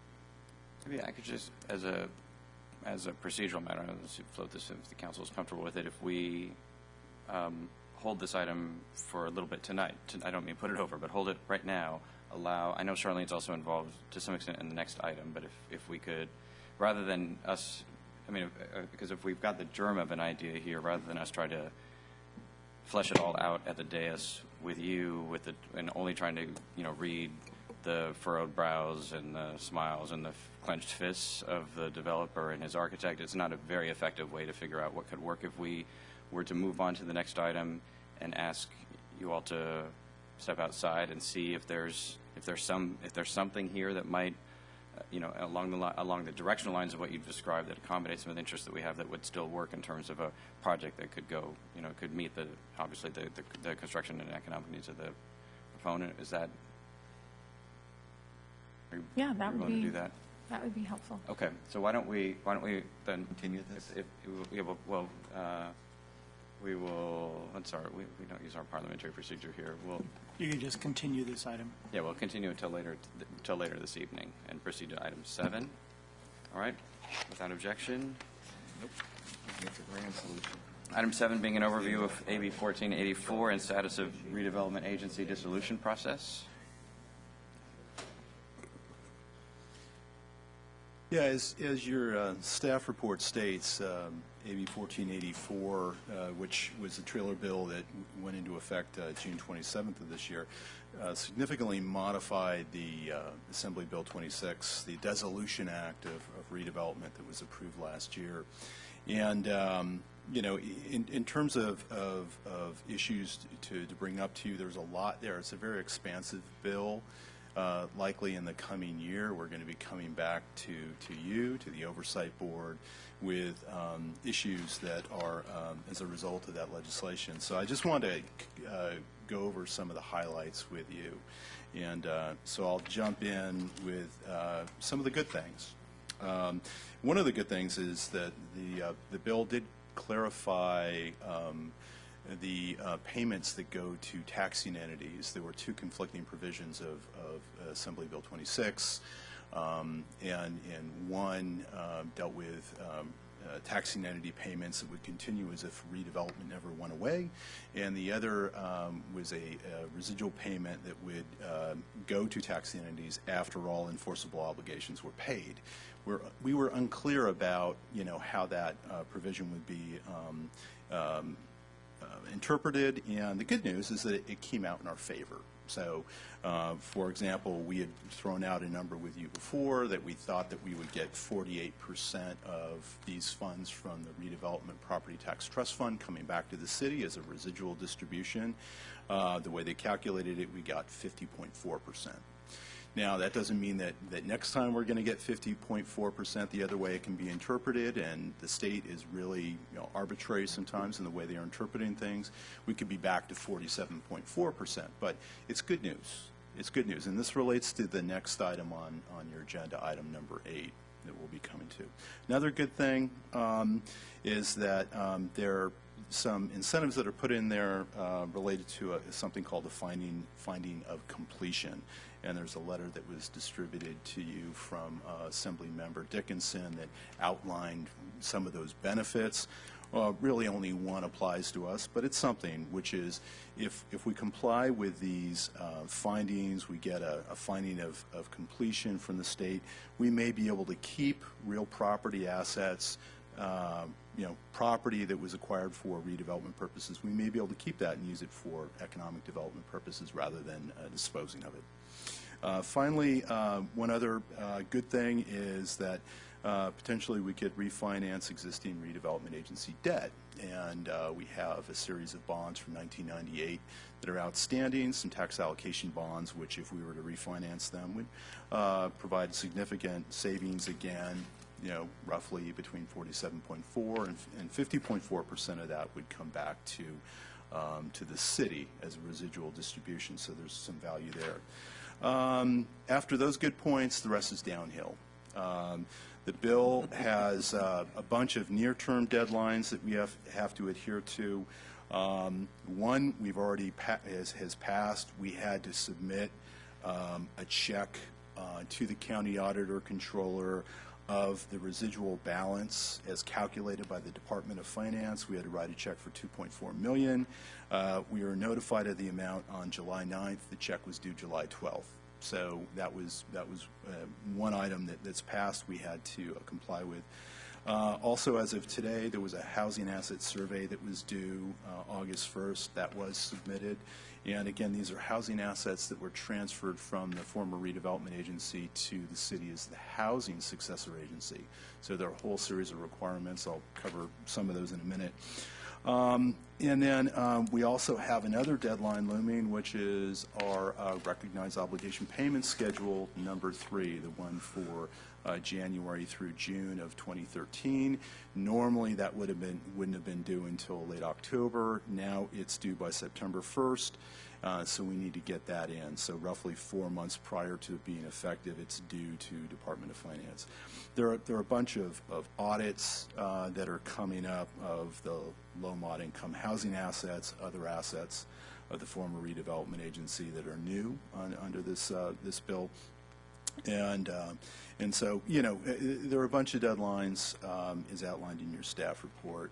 You know, one looming deadline now for us is, since the ROPS is due, you know, by September 1st, you know, it's our intent to pursue a reinstatement of the Bridge District Infrastructure Agreement on that ROPS.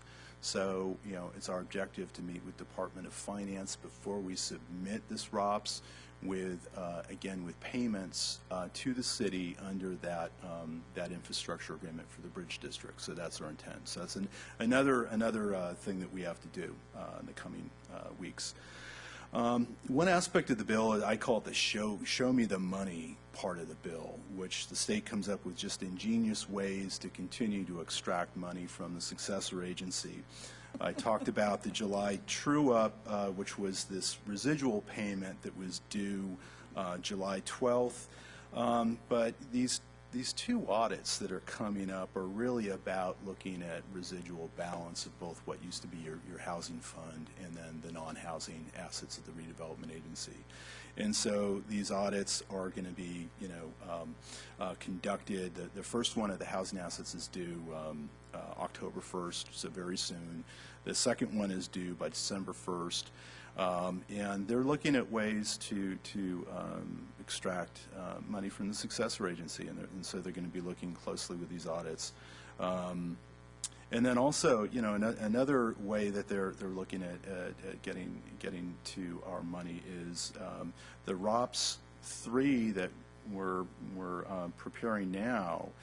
Has a new section to it which evaluates ROPS 1, and it looks at projected or proposed budgeted amounts under that ROPS versus actual. And so any difference between what we actually spent and what was budgeted and we got money for, that difference will be subtracted from that third ROPS. So in other words, they're not going to ask for a check back. They'll just short us for that ROPS by those differences, by those amounts.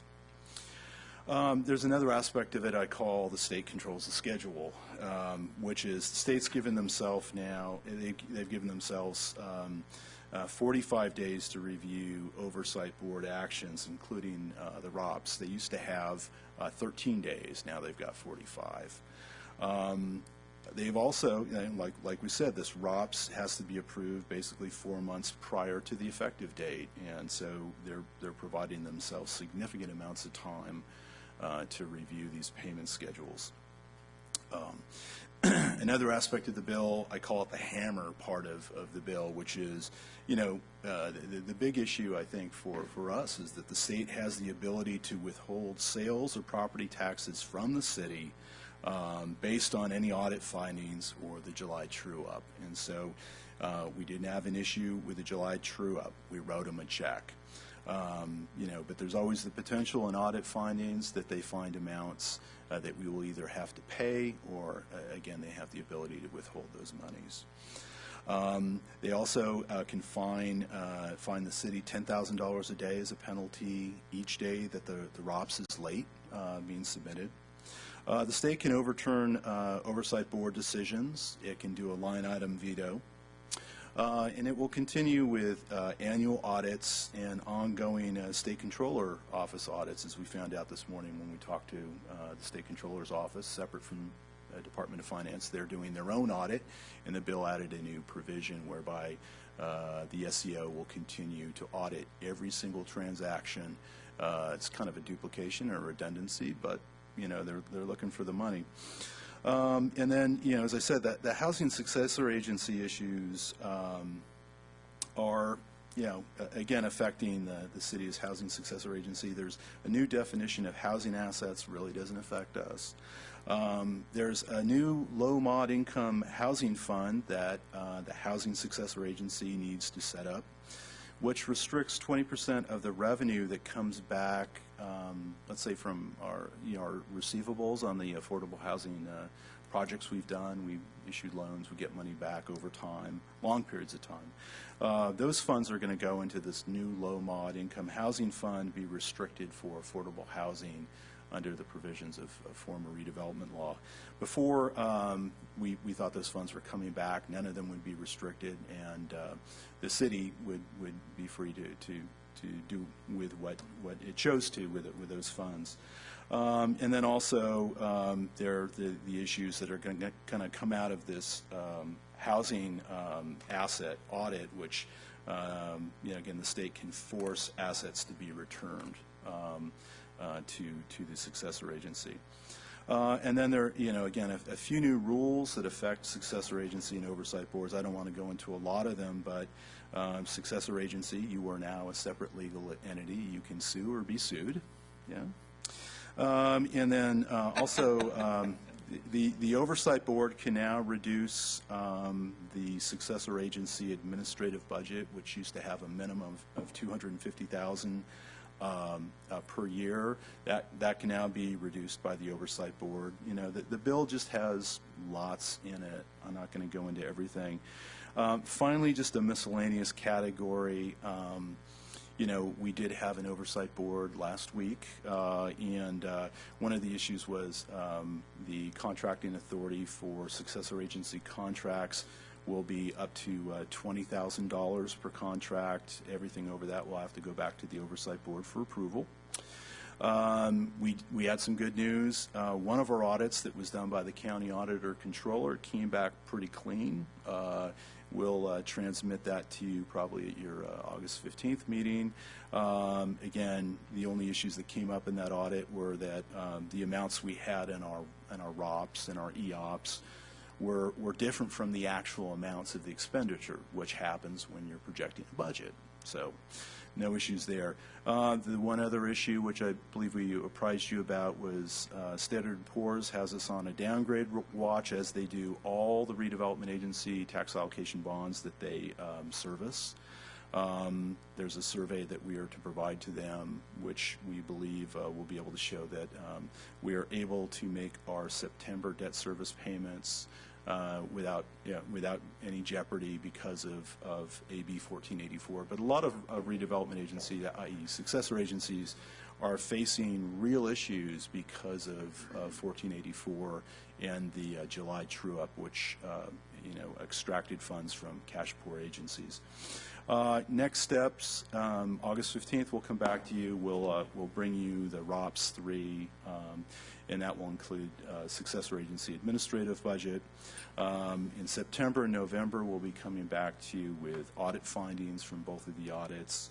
And then again, we've got the state controller's audit that's underway, which is asset transfers that occurred after January 1st, 2011. The state controller's office intends to wrap that up and have findings to us in September.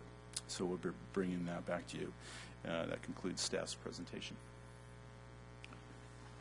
All right. Are there questions for Paul? And I should say, I did not report earlier on the oversight board meeting. I think I thought Mr. Ledesma was going to do it, but then I remember Mr. Ledesma is the county's representative on that board, and I'm the city's rep. So we did meet and took all the actions that Paul just described. So, Were you just trying to block it out? Is that what it was? Okay. So questions, Mr. Christoph? Yeah, Paul, on this transmittable residual balance, we had to pay them 2.4. Now that 2.4 came from property taxes, or it came from increment? Where did that 2.4 come from? Yeah. The 2.4 million came from tax increment that was distributed to the redevelopment agency back in January of this year. And what they did is they looked at that total amount, which is about 12.6 million. They subtracted what was approved in the first ROPS. They subtracted some amount for debt service, and then they subtracted their own county fee that they charge. And what was left over after all that was what they call the residual balance. And then that gets distributed to the taxing entities by the two formulas I referenced earlier, depending on whether it's 34183 or 34188 of the Dissolution Act. And one of the other things that it says, I guess what I'm really struggling with is I thought these successor agencies would really have some teeth, but they don't. I mean, it's like, the successor agency could make a ruling that this property would not be sold and be held, and it seems like Department of Finance or somebody else over there gets to say, oh, no, that's not the way it's going to be. You don't have the teeth. That's a correct interpretation of the expanded powers provided to the state under AB 1484. Crazy. One of the other things, too, is under one of these things, it's budget costs and impacts. There's going to be a requirement that the successor agency retain a licensed audit firm to prepare 2 new due diligence audits. Who pays for that? That amount would come out of the successor agency's administrative budget. We do that. We do. Yeah.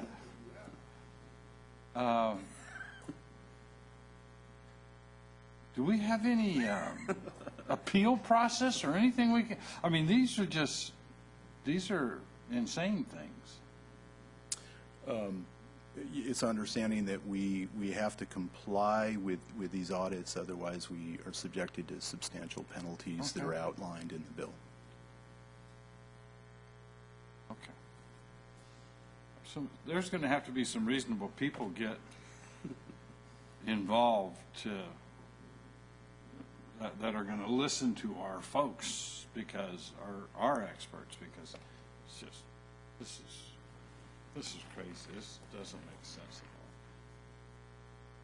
There is one other part of 1484 that Paul didn't highlight that I did want to mention, and we've been working on it before and since, not the council, the successor agency board will recall that we've had this issue. One of the issues on our ROPS was the land transaction between the redevelopment agency and the port, and whether or not we could make the payment, whether or not the successor agency with the oversight board's approval could make the payment or not, and in the absence of making the payment, if they couldn't, could then transfer the land back if we're not going to pay the mortgage on it, essentially. And Finance had said no to both things, and we've gone to the Department of Finance about that issue. 1484 completely cuts the legs out from under our position. You know, part of our argument was the port was not a part of the city. The port is a statutorily created state agency that we happen to appoint a majority of the commissioners of, but it still is a completely independent, separate agency. And at the time of the underlying transaction that was at issue here, it was definitely an arm's length agency. We only had one commissioner at that time. And we were making some headway administratively with that, but then the next day 1484 came out, and it specifically says that the definition of a city, and therefore, you know, self-dealing in this case, includes any reporting entity of the city. And we had Phil and Paul had started putting the port in our financial statements without asking us, and so that automatically makes or Evelyn was doing it, and so that automatically makes it a part of the city under the law now. And even if it weren't, the tests that they create, you know, the fact that we use the same clerk and attorney and executive, I mean, they created a whole range of things, all of which eviscerate our case in the matter. We have, you know, subsequent to that, gone back to, you know, Senator Steinberg was today, Department of Finance was earlier this week, and others in the Capitol around that issue. And you know, every time we mention it to any of those policymakers at the state level, they're like, well, yeah, that totally makes sense to you guys. That shouldn't be counted. But it will require, at this stage now, because of what happened in 1484, even if we get everyone to agree to a fix on that issue, it will have to. I mean, I can't imagine how you could do it without a change in the law, the way that 1484 has been written. So that remains an issue. And then I had a question for the city attorney. One of the provisions that was changed was the appointment of the oversight board. So 1484 specifically says that my appointment of an employee from the former redevelopment agency be from the recognized employee organization, so on and so forth. That was highlighted in the Goldfarb and Lippman summary as a change. Are we still compliant with the current appointment? I believe so, since there was no recognized employee organization that staffed your redevelopment agency. It's still there's still a bit of a hole. They plugged the hole that they were aware of. So I would say we're not going to do anything different. All right, thanks. Other questions or discussion? Yeah, the oversight board felt the same way. So I didn't watch the tape. I did want to take a moment, because I think it begs maybe a little clarification or education. And you brought up the redevelopment bonds now being on a watch list, and I think it's understanding a little bit about that process, and maybe you can expand upon that about why it's not just our city, it's all the other successor agencies, because I don't want this left on its own. It could be construed the wrong way. So if you wouldn't mind expanding on that a little bit. Certainly. The part of AB 1484 that sought to extract funds immediately from successor agencies was the part that dealt with taxing entity payments that would have been made if Matasanos versus CRA did not stay certain provisions of the Dissolution Act until February, basically 4 months later. And so the January distribution of tax increment under that scenario would have included a distribution to the taxing entities of this residual balance. So in doing that and basically saying, well, we didn't get it then, but we're going to get it now, for many redevelopment agencies in the state, they didn't have substantial reserves to cover their debt service payments in the fall. For instance, we make payments in September. And we had put away enough reserves that it is not an issue for us, and we'll provide that information to S&P on their questionnaire. But for other redevelopment agencies and now successor agencies, they just, they don't have the revenues to make those debt service payments. And so in recognizing that, S&P is going to evaluate every agency that they monitor and they service and they provide a rating to. Our rating, by the way, right now is A-. We don't anticipate that will change. Again, we feel strongly that we have the reserves to make our debt service payments, and we're not one of those agencies that's struggling to do so. And we're talking about the rating for the successor agency itself, or the rating for the city. Well, the rating is on the tax allocation bond itself, and so it's rated on the health of the tax increment that comes in now to the successor agency. We're always careful, though, anytime there's debt that has the city's name on it, even if it's as distant as being a redevelopment tax increment bond, it has the potential to affect us. So we've never had any debt downgraded, and we don't want to start now.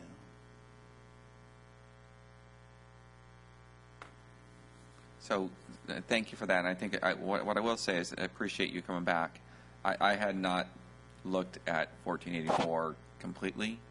I'd heard enough through the oversight board and through what I had read that I tend to be with Mr. Kristoff in the camp of it is extraordinary what they've reached for here. And the point on the bonds is that and why I asked the question is because we've somehow managing through this, and so you've done a great job of sort of anticipating. We've done as a city, and staff has done a great job anticipating issues 1.5 years ago now when we started thinking about this.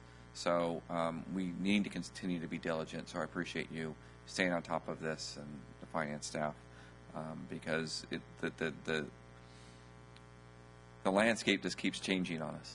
And just if there was this is some of the most extraordinary an environment that I've never could anticipate that we have to deal with, but somehow we are, and so we just have to continue being diligent on it. So thank you for the presentation. All right, thank you. Mr. Kristoff. Is there eventually going to be some recourse? I mean, is the Karma might be our only hope.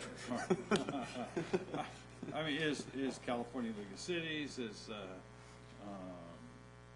some entities out there, we'll take LA, or especially Los Angeles, are they going to sort of lead the way from probably a legal perspective and just chip away at this thing? Well, that may not be the best example. The city of Los Angeles chose not to become the successor agency. That's right. They didn't even do an oversight. That's right. So the governor appointed the...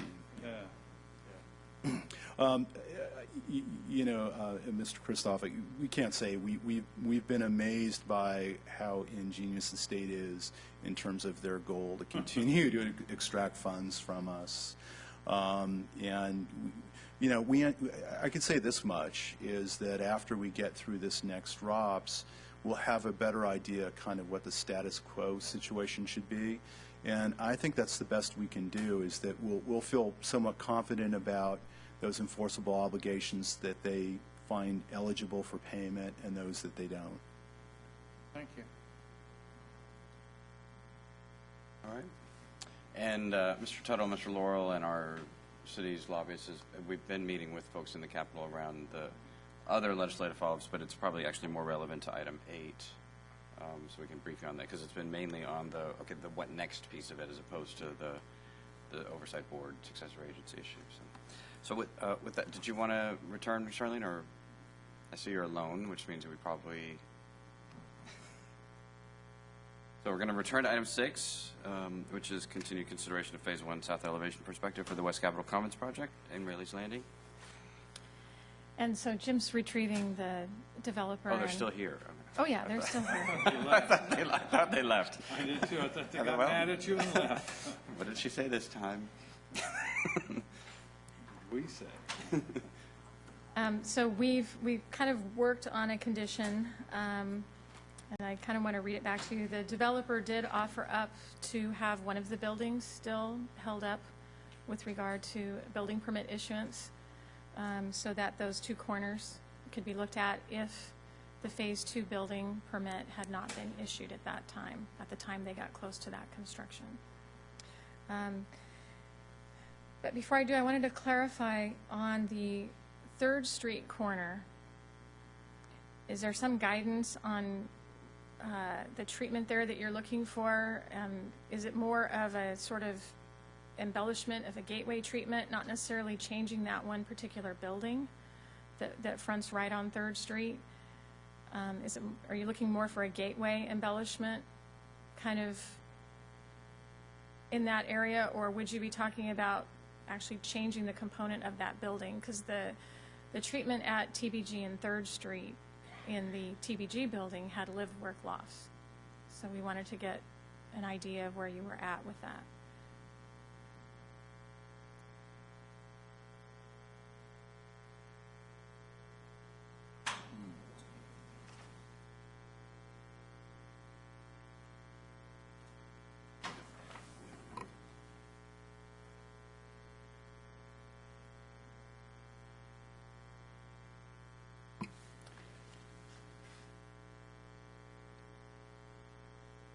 Mr. Johannesson, you want to lead off?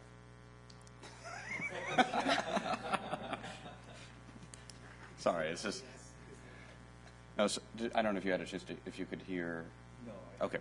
Yeah, so you talked a little bit about the retreatment of the edge over by 5th Street, and just wanted to get more for staff to get a little bit more guidance on the additional treatment you were wanting to consider at 3rd Street, at that 3rd Street corner in a Phase 1 only condition.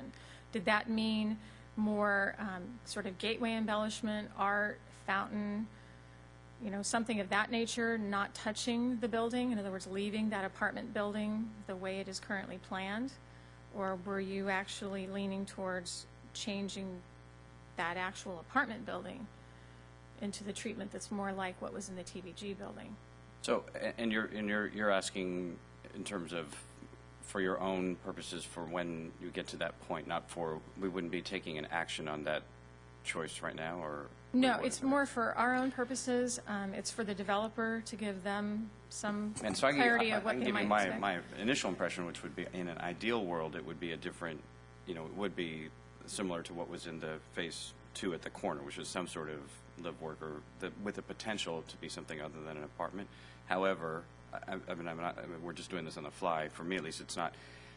I would want them and you and us to think about that. And if that maybe that's not economically viable, and a better option is a gateway style treatment of an apartment. I don't know. I think it's the right question, but without being able to look at, okay, well, a live work unit with a potential future first floor retail option costs 100 Right. times more, that, you know, that to me, that's preferable, but it's not preferable at 100 times more than a gateway treatment. So I think the important thing that you're asking for is what is our intent? Because if this does come back at this point, the staff will need, whoever's pulling out the proverbial binder from behind the counter has to point to something as what is it we were looking for, right? Yeah, it's the intent both from helping guide them into what they need to do Right. to change the treatment of those corners. And it's also getting your intent as to whether this is something you want staff to address, to work on them and to work with them, not on them, but work with them. And have it more be a design review administrator approval, or do you want those two corners to come back to you, too? So that's kind of the other thing I was going to find out. you done, Mr.? Yeah, I was just going to say, from my point of view, the Third Street, entrance is just critical. So whatever we can do to articulate that corner, via gateway artwork, whatever, I'm supportive of. Excuse me. Mr. Johannesson? Yeah, I think, now, do we have a chance to discuss the whole building permit issue and tying those two to the second phase? Yes, the developer did offer up to the building permit for the southwest apartment building. So this is the one building.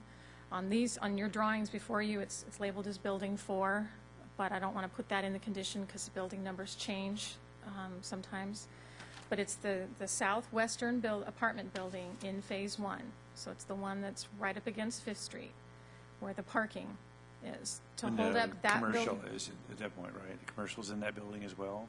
No, the commercial would be in the Tower Bridge Gateway building. Right, okay. Just to the south of that.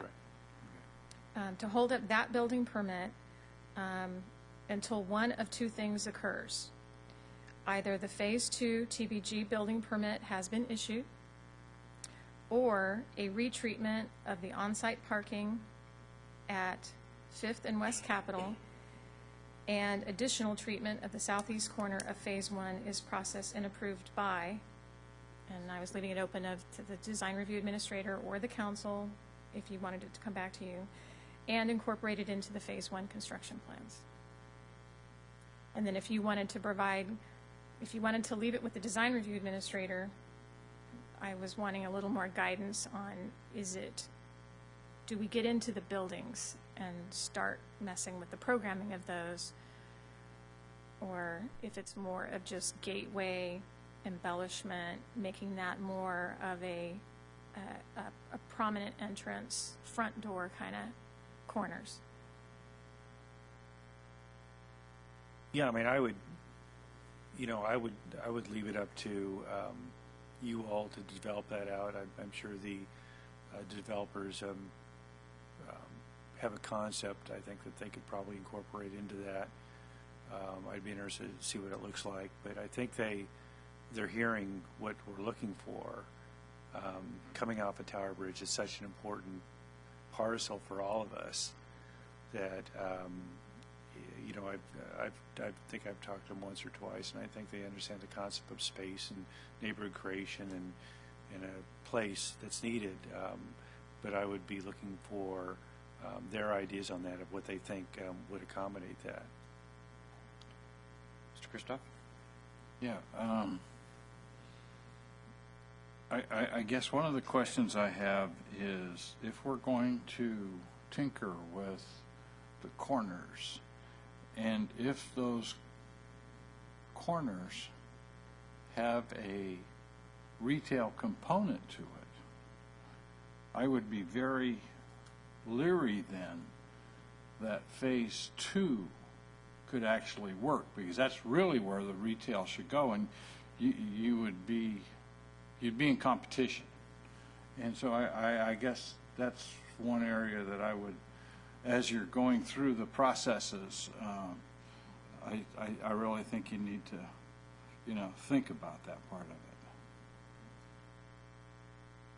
And I would normally I would say, because I would like to get this, and I know everyone would like to get this to permit and construction ASAP, and whatever subsequent review has to happen as quickly as possible.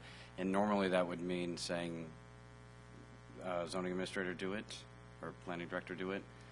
I suspect that one or more of us would insist on calling it up anyway, and rather than have that be a surprise at the end of the process, it may, in this case, it might make sense to simply program, that in so that the review comes back here, because I think we're hearing already different, some different standards about it, and I don't even know in my own head what that should, if you were, since you are asking us, I don't even know what that is.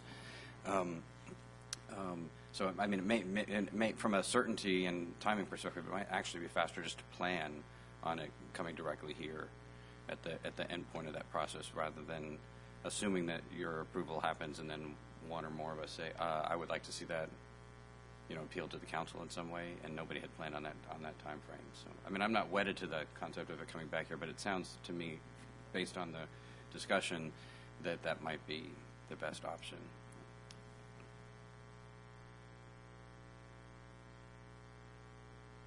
Okay, so we will change that to bring it back to the council for approval.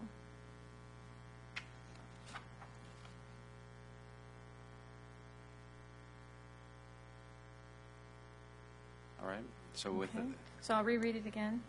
So the building permit for the southwest apartment building of Phase 1 shall not be issued until one of two things has occurred.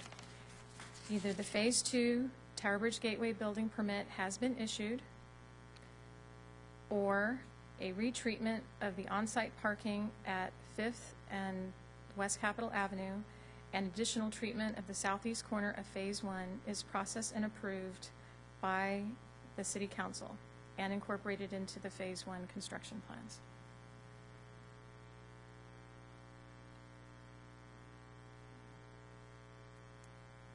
And can I just ask you about the project condition piece in attachment 5? I know we haven't talked Yes. about this at all, but the parking, where the parking issues are described, and when we did this on July 11th, and in condition number 4, the on-street parking on 5th Street north of West Capitol, the discussion that we had here was that was the parking that we intended would be available for use to support the retail component of the project, and therefore would be timed parking.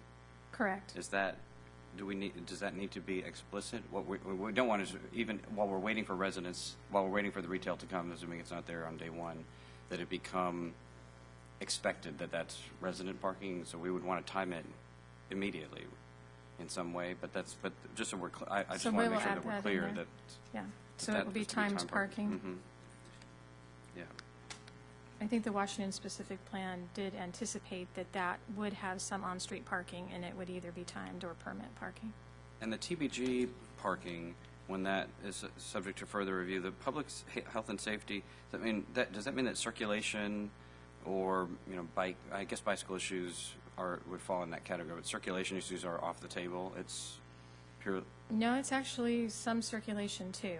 Okay, so Because health and you're- safety is a you're- broader concept than the words sound like. Yeah, it's also about the maneuvering. Okay. If you have parallel parking on a 35-mile-per-hour street, there are also some safety issues with the Okay. maneuvering. So it does involve some circulation. Okay.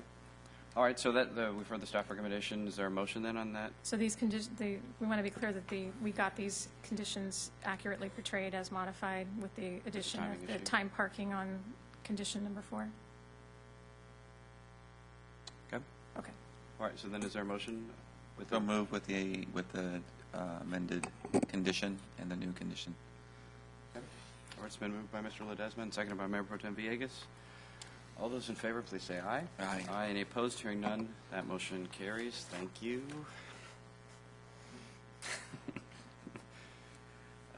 Thanks. Item 8 is continued discussion of a proposed advisory measure in consideration of Resolution 12-39, calling an election and requesting the Yolo County Board of Supervisors to permit the Yolo County Clerk to conduct the election to be held on November 6, 2012, in consolidation with the general election, authorizing the City Council to prepare a written argument and directing the City Attorney to prepare an impartial analysis. Mr. Laurel? Good evening again, Mayor, council members. Just very briefly, this is a follow-up to the July 18th meeting where the council discussed the proposed advisory measure and its wording. Again, just for sake of background, this item is a recommendation of the Community Investment Action Plan, in which it was recommended the council consider an advisory measure to direct any ongoing revenue coming back to the city through the dissolution of the redevelopment agency to the Community Investment Fund. These funds are solely limited to the city's portion of former property tax increment and any proceeds resulting from the sale of former agency assets such as property, and that no other taxing entity is affected and there are no new taxes or property taxes that would be levied on property owners as a result of this. The recommended measure wording, after hearing the council's feedback from the last meeting, is stated in your staff report. There were some slight revisions to that. And I'll also point out that we included in attachment 2 a couple of alternative options, and those are purely for facilitating council discussion on the measure wording. The council's free to revise the final wording for the measure tonight if it wishes to proceed with placing the measure on the ballot. And with that, I'll turn it over to the council for discussion. Any questions? All right, and I did foreshadow in the redevelopment item that have been working with our state. I was going to say our state partners, but that's a ridiculous statement. With the state policymakers around creating the mechanisms that would allow us to effectuate this on an ongoing basis, so we could actually bond, and develop an ongoing capital program like we had with redevelopment if we were to accomplish this. And so the notion of this, which would create, if you've been looking at the documents that the city manager and Aaron have been prepared on the infrastructure financing district, would create essentially the stream of net available revenue. And so they go hand in hand. We've gotten very good response actually from folks in the legislature and in the Department of Finance around our suggested revisions to the Sustainable Communities Investment Authority and the Infrastructure Financing District proposals that would allow them to meet our needs if we were to move in this direction. So that's we won't know until the main question mark I think in the Capitol is whether the governor will sign this or not, or whether he believes he's going to see this as a bringing back of redevelopment. Nobody knows that, including him, I think. So we're going to be working on that over the next month. But we can't wait on that while we contemplate this measure. So. Personally, I like the simpler option one. The reference to the plan. I think if I voting on it, I would want to know what's in the plan, and unless we're planning on reprinting that entire document in the ballot at the cost of millions of dollars, it's just it doesn't seem feasible to assume that voters have read, or even if we give a web link or something, that's an unreasonable expectation, and it will change. I think what we're trying to say here is that we want to fund these infrastructure projects over time using this net available revenue. And it may be different from the Community Investment Action Plan that we've adopted, earlier this year. And the capitalization of community investment. I don't know. Other members of the council may have stronger views. I'm not for random acts of capitalization, but it wouldn't kill me if somebody else really cared. Mayor Pro Tem Villegas? Just a question, because for the most part, I think most folks going into the voting season are going to be trying to figure out what this means again. They're going to vaguely remember something about redevelopment, but they're not going to know until they read this this recommended language or this suggested language on this measure, what this means again. And I'm just wondering if the recommended language for option 1, should the city direct ongoing revenue it receives from the dissolution of its redevelopment agency to fund community to. Because it's not as if we're changing what we've done with the previous tax increment. We're going to continue to invest in projects such as streets, bridges, transportation, parks, and public infrastructure, right? I'm just wondering if it confuses it or if it clarifies it by saying to continue to invest these because it's a continuation of the funds for the sort of infrastructure. I'm not sure if that helps or not. Because it's not anything new, necessarily, that we'd be investing in. Originally, I liked option 2 because of the agency to fund community investment. Because it really gets really gets to the crux of the whole issue, and that is the people really do need to read that community investment policy. I mean, because it's now, that's probably wishful thinking on my part, but it's a terribly important document. And I think that, quite frankly, if not only our constituents read it, but every one of the constituents read it throughout the state of California or wherever redevelopment agencies were, we may get some of this redevelopment agency law changed. But that's not going to happen. That's just wishful thinking. But I sort of like number 2, but I think after thinking about it, I think the simpler the better. And I think I would support option 1 because I think it is as simple as it can be, and people will ask us the questions. We're going through an election, and we'll see people at the store and you know, or at the post office or whatever, and they'll be asking about it, and we should be able to you know, explain what that community investment proposal was.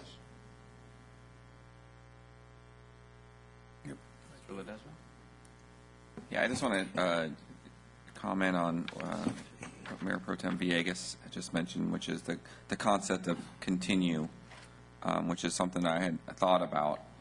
I don't think, I do like option 1 as it's stated, but I haven't think about that word continue to fund community investment projects, because I think it is the concept that we are asking the voters. We've done this in the past. We just had an agency to implement it, and the funding of that agency facilitated it. But now that we dissolved, it was dissolved for us. We want to continue that activity, and so I'm sort of just going back and forth with it. I think the continue is just, it could be a key word, and anyway, it's just I'm not there yet, but I think it is a good concept you bring up. But I just was trying to expand on Aaron's analysis. I mean, the analysis is so eloquently laid out. I mean, the Community Investment Program aims to provide the framework for the city to continue this progress in the post-redevelopment environment. And I think it's that continuation piece that, for me, sort of maintains the progress that we've made, you know, the commitment that we've made to making sure that we are, you know, investing in infrastructure that will come back to us exponentially in property values and all the things that we want with our infrastructure dollars. So and it's not hill to die on, but I think it reminds folks of that continued progress that we've made. Well, you could say either to continue to fund, or you could just say to continue community investment projects. Yeah. I mean, we don't have to say, it could still be simple. Right. No, or you could say the agency to continue funding community investment projects. Either way. Johansson? Yeah, I think probably the issue is going to come that it's continued from the revenue it receives from the dissolution, which is really a new concept. It's not the increment; it's actually from the dissolution. You know, I don't particularly like option 2 because I think the capitalization community investment has a context outside of this, and but you know, when you read this, so say, you know, we pursue the mayor's challenge, we have a project that would be community investment, but I think what the point of this is infrastructure, right? Or is community investment non-infrastructure? Because if it's infrastructure, you could add to option 1 with the fund community investment projects as a streets, bridges, transportation, parks, and other public infrastructure. Add other there to make it more specific to infrastructure. But could this, for example, be, you know, to fund a hotel? The Community Investment Action Plan, just going back to the intent of that plan, it really contemplated more than just infrastructure was the primary part of what we were trying to continue funding, but also the city's general economic development activities that were funded traditionally by redevelopment. We aim to create the program that would keep both aspects going. Yeah, I think the kind of the problem will be, with some of the hits that redevelopment's had and the misuse and, using them for shopping malls and things like that, that it's kind of strays a little bit from, the hardcore infrastructure that we're needing. And, I don't know if it's a good idea to have a specific list of things, but I think this has to be descriptive enough to give people an idea that it's not going to some developer, for example, to enhance the project to make it economically viable. This is going to things that the developer community typically doesn't do, that we need to do in order to, prepare for development, like bridges and all the other things, streetcars and, things like that. So, I don't know. I'd be, interested in hearing comments about it, how we restrict this to infrastructure, or if it's a broader depth, and how we bring that into the conversation without bringing in a separate document, which I don't think people are going to read. I think they're going to look to us to how we do this wisely, and And I think, if you put it up against the test of Measure J and K, or not Q and R, what was the other one that we did? W? Something, whatever, the second version of J and K, it certainly meets that test, right? Which, I mean, those laid out exactly this kind of a list, right? For these kinds of things, we simultaneously, or shortly after, adopted a more specific investment plan that we said, 10% for library and 5% for light rail and whatever. We didn't put all of that in the ballot. And in some respects, you could treat what that expenditure plan is like the community investment plan. It's just this time we adopted the plan first, and now we're having the general description is what goes on the ballot. I think this fits that mode rather than trying to be really precise, because it is ultimately still advisory, so it won't bind us one way or the other. What we're trying to determine is the community consensus in terms of the direction of devoting these resources to the kinds of investments that we have done, as Mr. Villegas has said. That, you want to keep doing what we're doing, what we have been doing with this new regime now that redevelopment doesn't exist. You want to keep doing what we have been doing, essentially. That I think this captures that close enough, and that most of the ways that we could make it more precise might make it wrong. I agree with that 100%, because I think, and how we may have contributed to a park in the past under redevelopment or some other piece of infrastructure may not have been the hardcore cost. It would have been some of the pre-planning and engineering, or some other study to get to that point. So I think that's what the Community Investment Action Plan contemplates.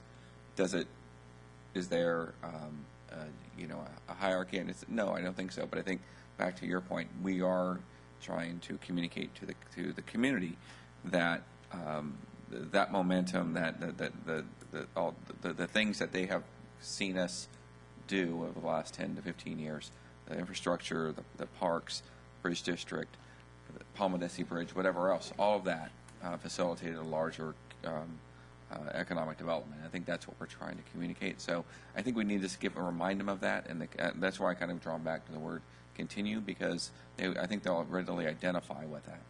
And I'll be happy to point them to the community investment plan and talk about what we did in the past, because I think ultimately what this does is have a conversation with our community about where we are financially. We heard some of that in the previous agenda item on kind of what RDA has done, and but we're still in okay shape that we can have the ability to not just adopt an action plan, but identify funds to help implement it.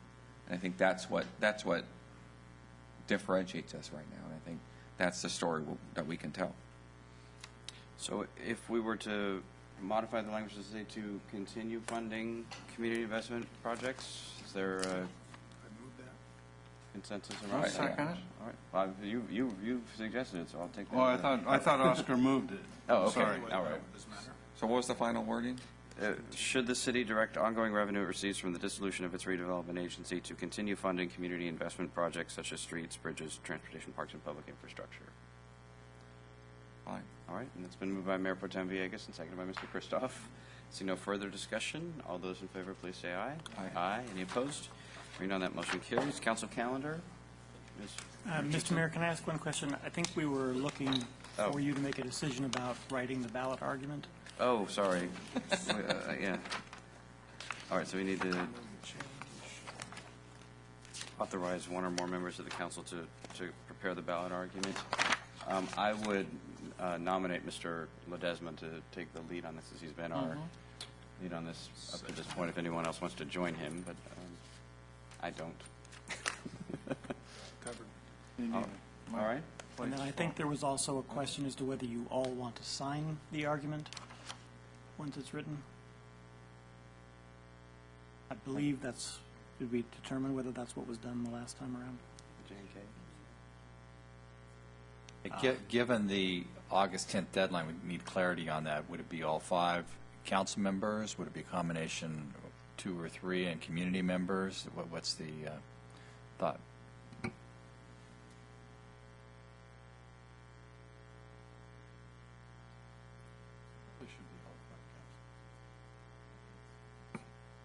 All 5 council members. And Mr. Mayor, council advises that the appointing member. All right, wow. Then I just did. Well, you could change your mind after further reflection and discussions. And okay, so but without objection, we'll designate Mr. Ledesma for that purpose. And Mr. Johansson just nodded his head and volunteered to help as well. Okay, So. terrific. All right, council calendar.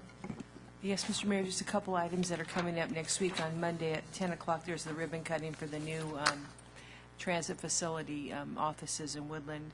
And then on the 7th, there's a National Night Out, and the police department previously provided you a schedule of where the events are going to be held.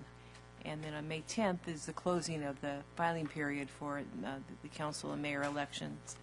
And then I just wanted you to note that this month the oversight board is going to be held on August 16th instead of August 9th. That is reflected in your calendar, but that was a change from the previous calendar. Sure. Mayor Pro Tem Villegas? No, we're still on the calendar. Okay, if there's no questions on the calendar, city manager reports. Just briefly, Mr. Mayor and Council, the Mayor mentioned our meetings with Department of Finance and legislative staff on the IDF legislation. This is the month. It has to occur in August. The other item is on federal advocacy. We're going to have an RFP that will be released next week. All right, any questions on the city manager report? City attorney report? All right, staff direction from members of the council. Mayor Pro Tem Villegas. Thank you, Mr. Mayor. Just a question, if I could, I think we originally, when we passed the fireworks ordinance a couple years ago, we were hoping to get back reports for the first couple of years to see how that turns out and whether or not it's working as planned. And so I'm hoping we can get even just a quick update or status update in the council newsletter as to how things turned out. I know the first year was very successful, and I'm hoping it was equally successful this last year. Any other staff direction? We have no. Wait, we do. I'm sorry. We have a future agenda item request by Mr. Johansson, which is in the packet. It's in our. Yes, the future agenda item request is in the packet. I've been actually approached to have the city basically endorse proposed legislation that would include the Berryessa Snow Mountain region as a natural conservation area. And since this is not really within West Sacramento, it's within Yolo County. The request is basically to have someone come to council, make a presentation, and then take it from there. All right. Sounds great. And our typical procedure is to first ask the city manager for any assessment of resource requirements in order to accomplish this.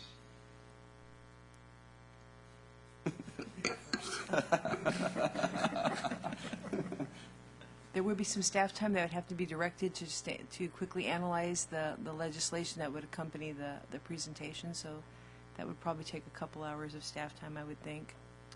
All right, then you've heard the request. Is there any objection to proceeding with that agenda item request? All right. Okay, then with that, is there a motion to adjourn? Second. It's been moved by Mr. Christoph and seconded by Mr. Ledesma. All those in favor, please say aye. Aye. Any opposed? Hearing none, motion carries.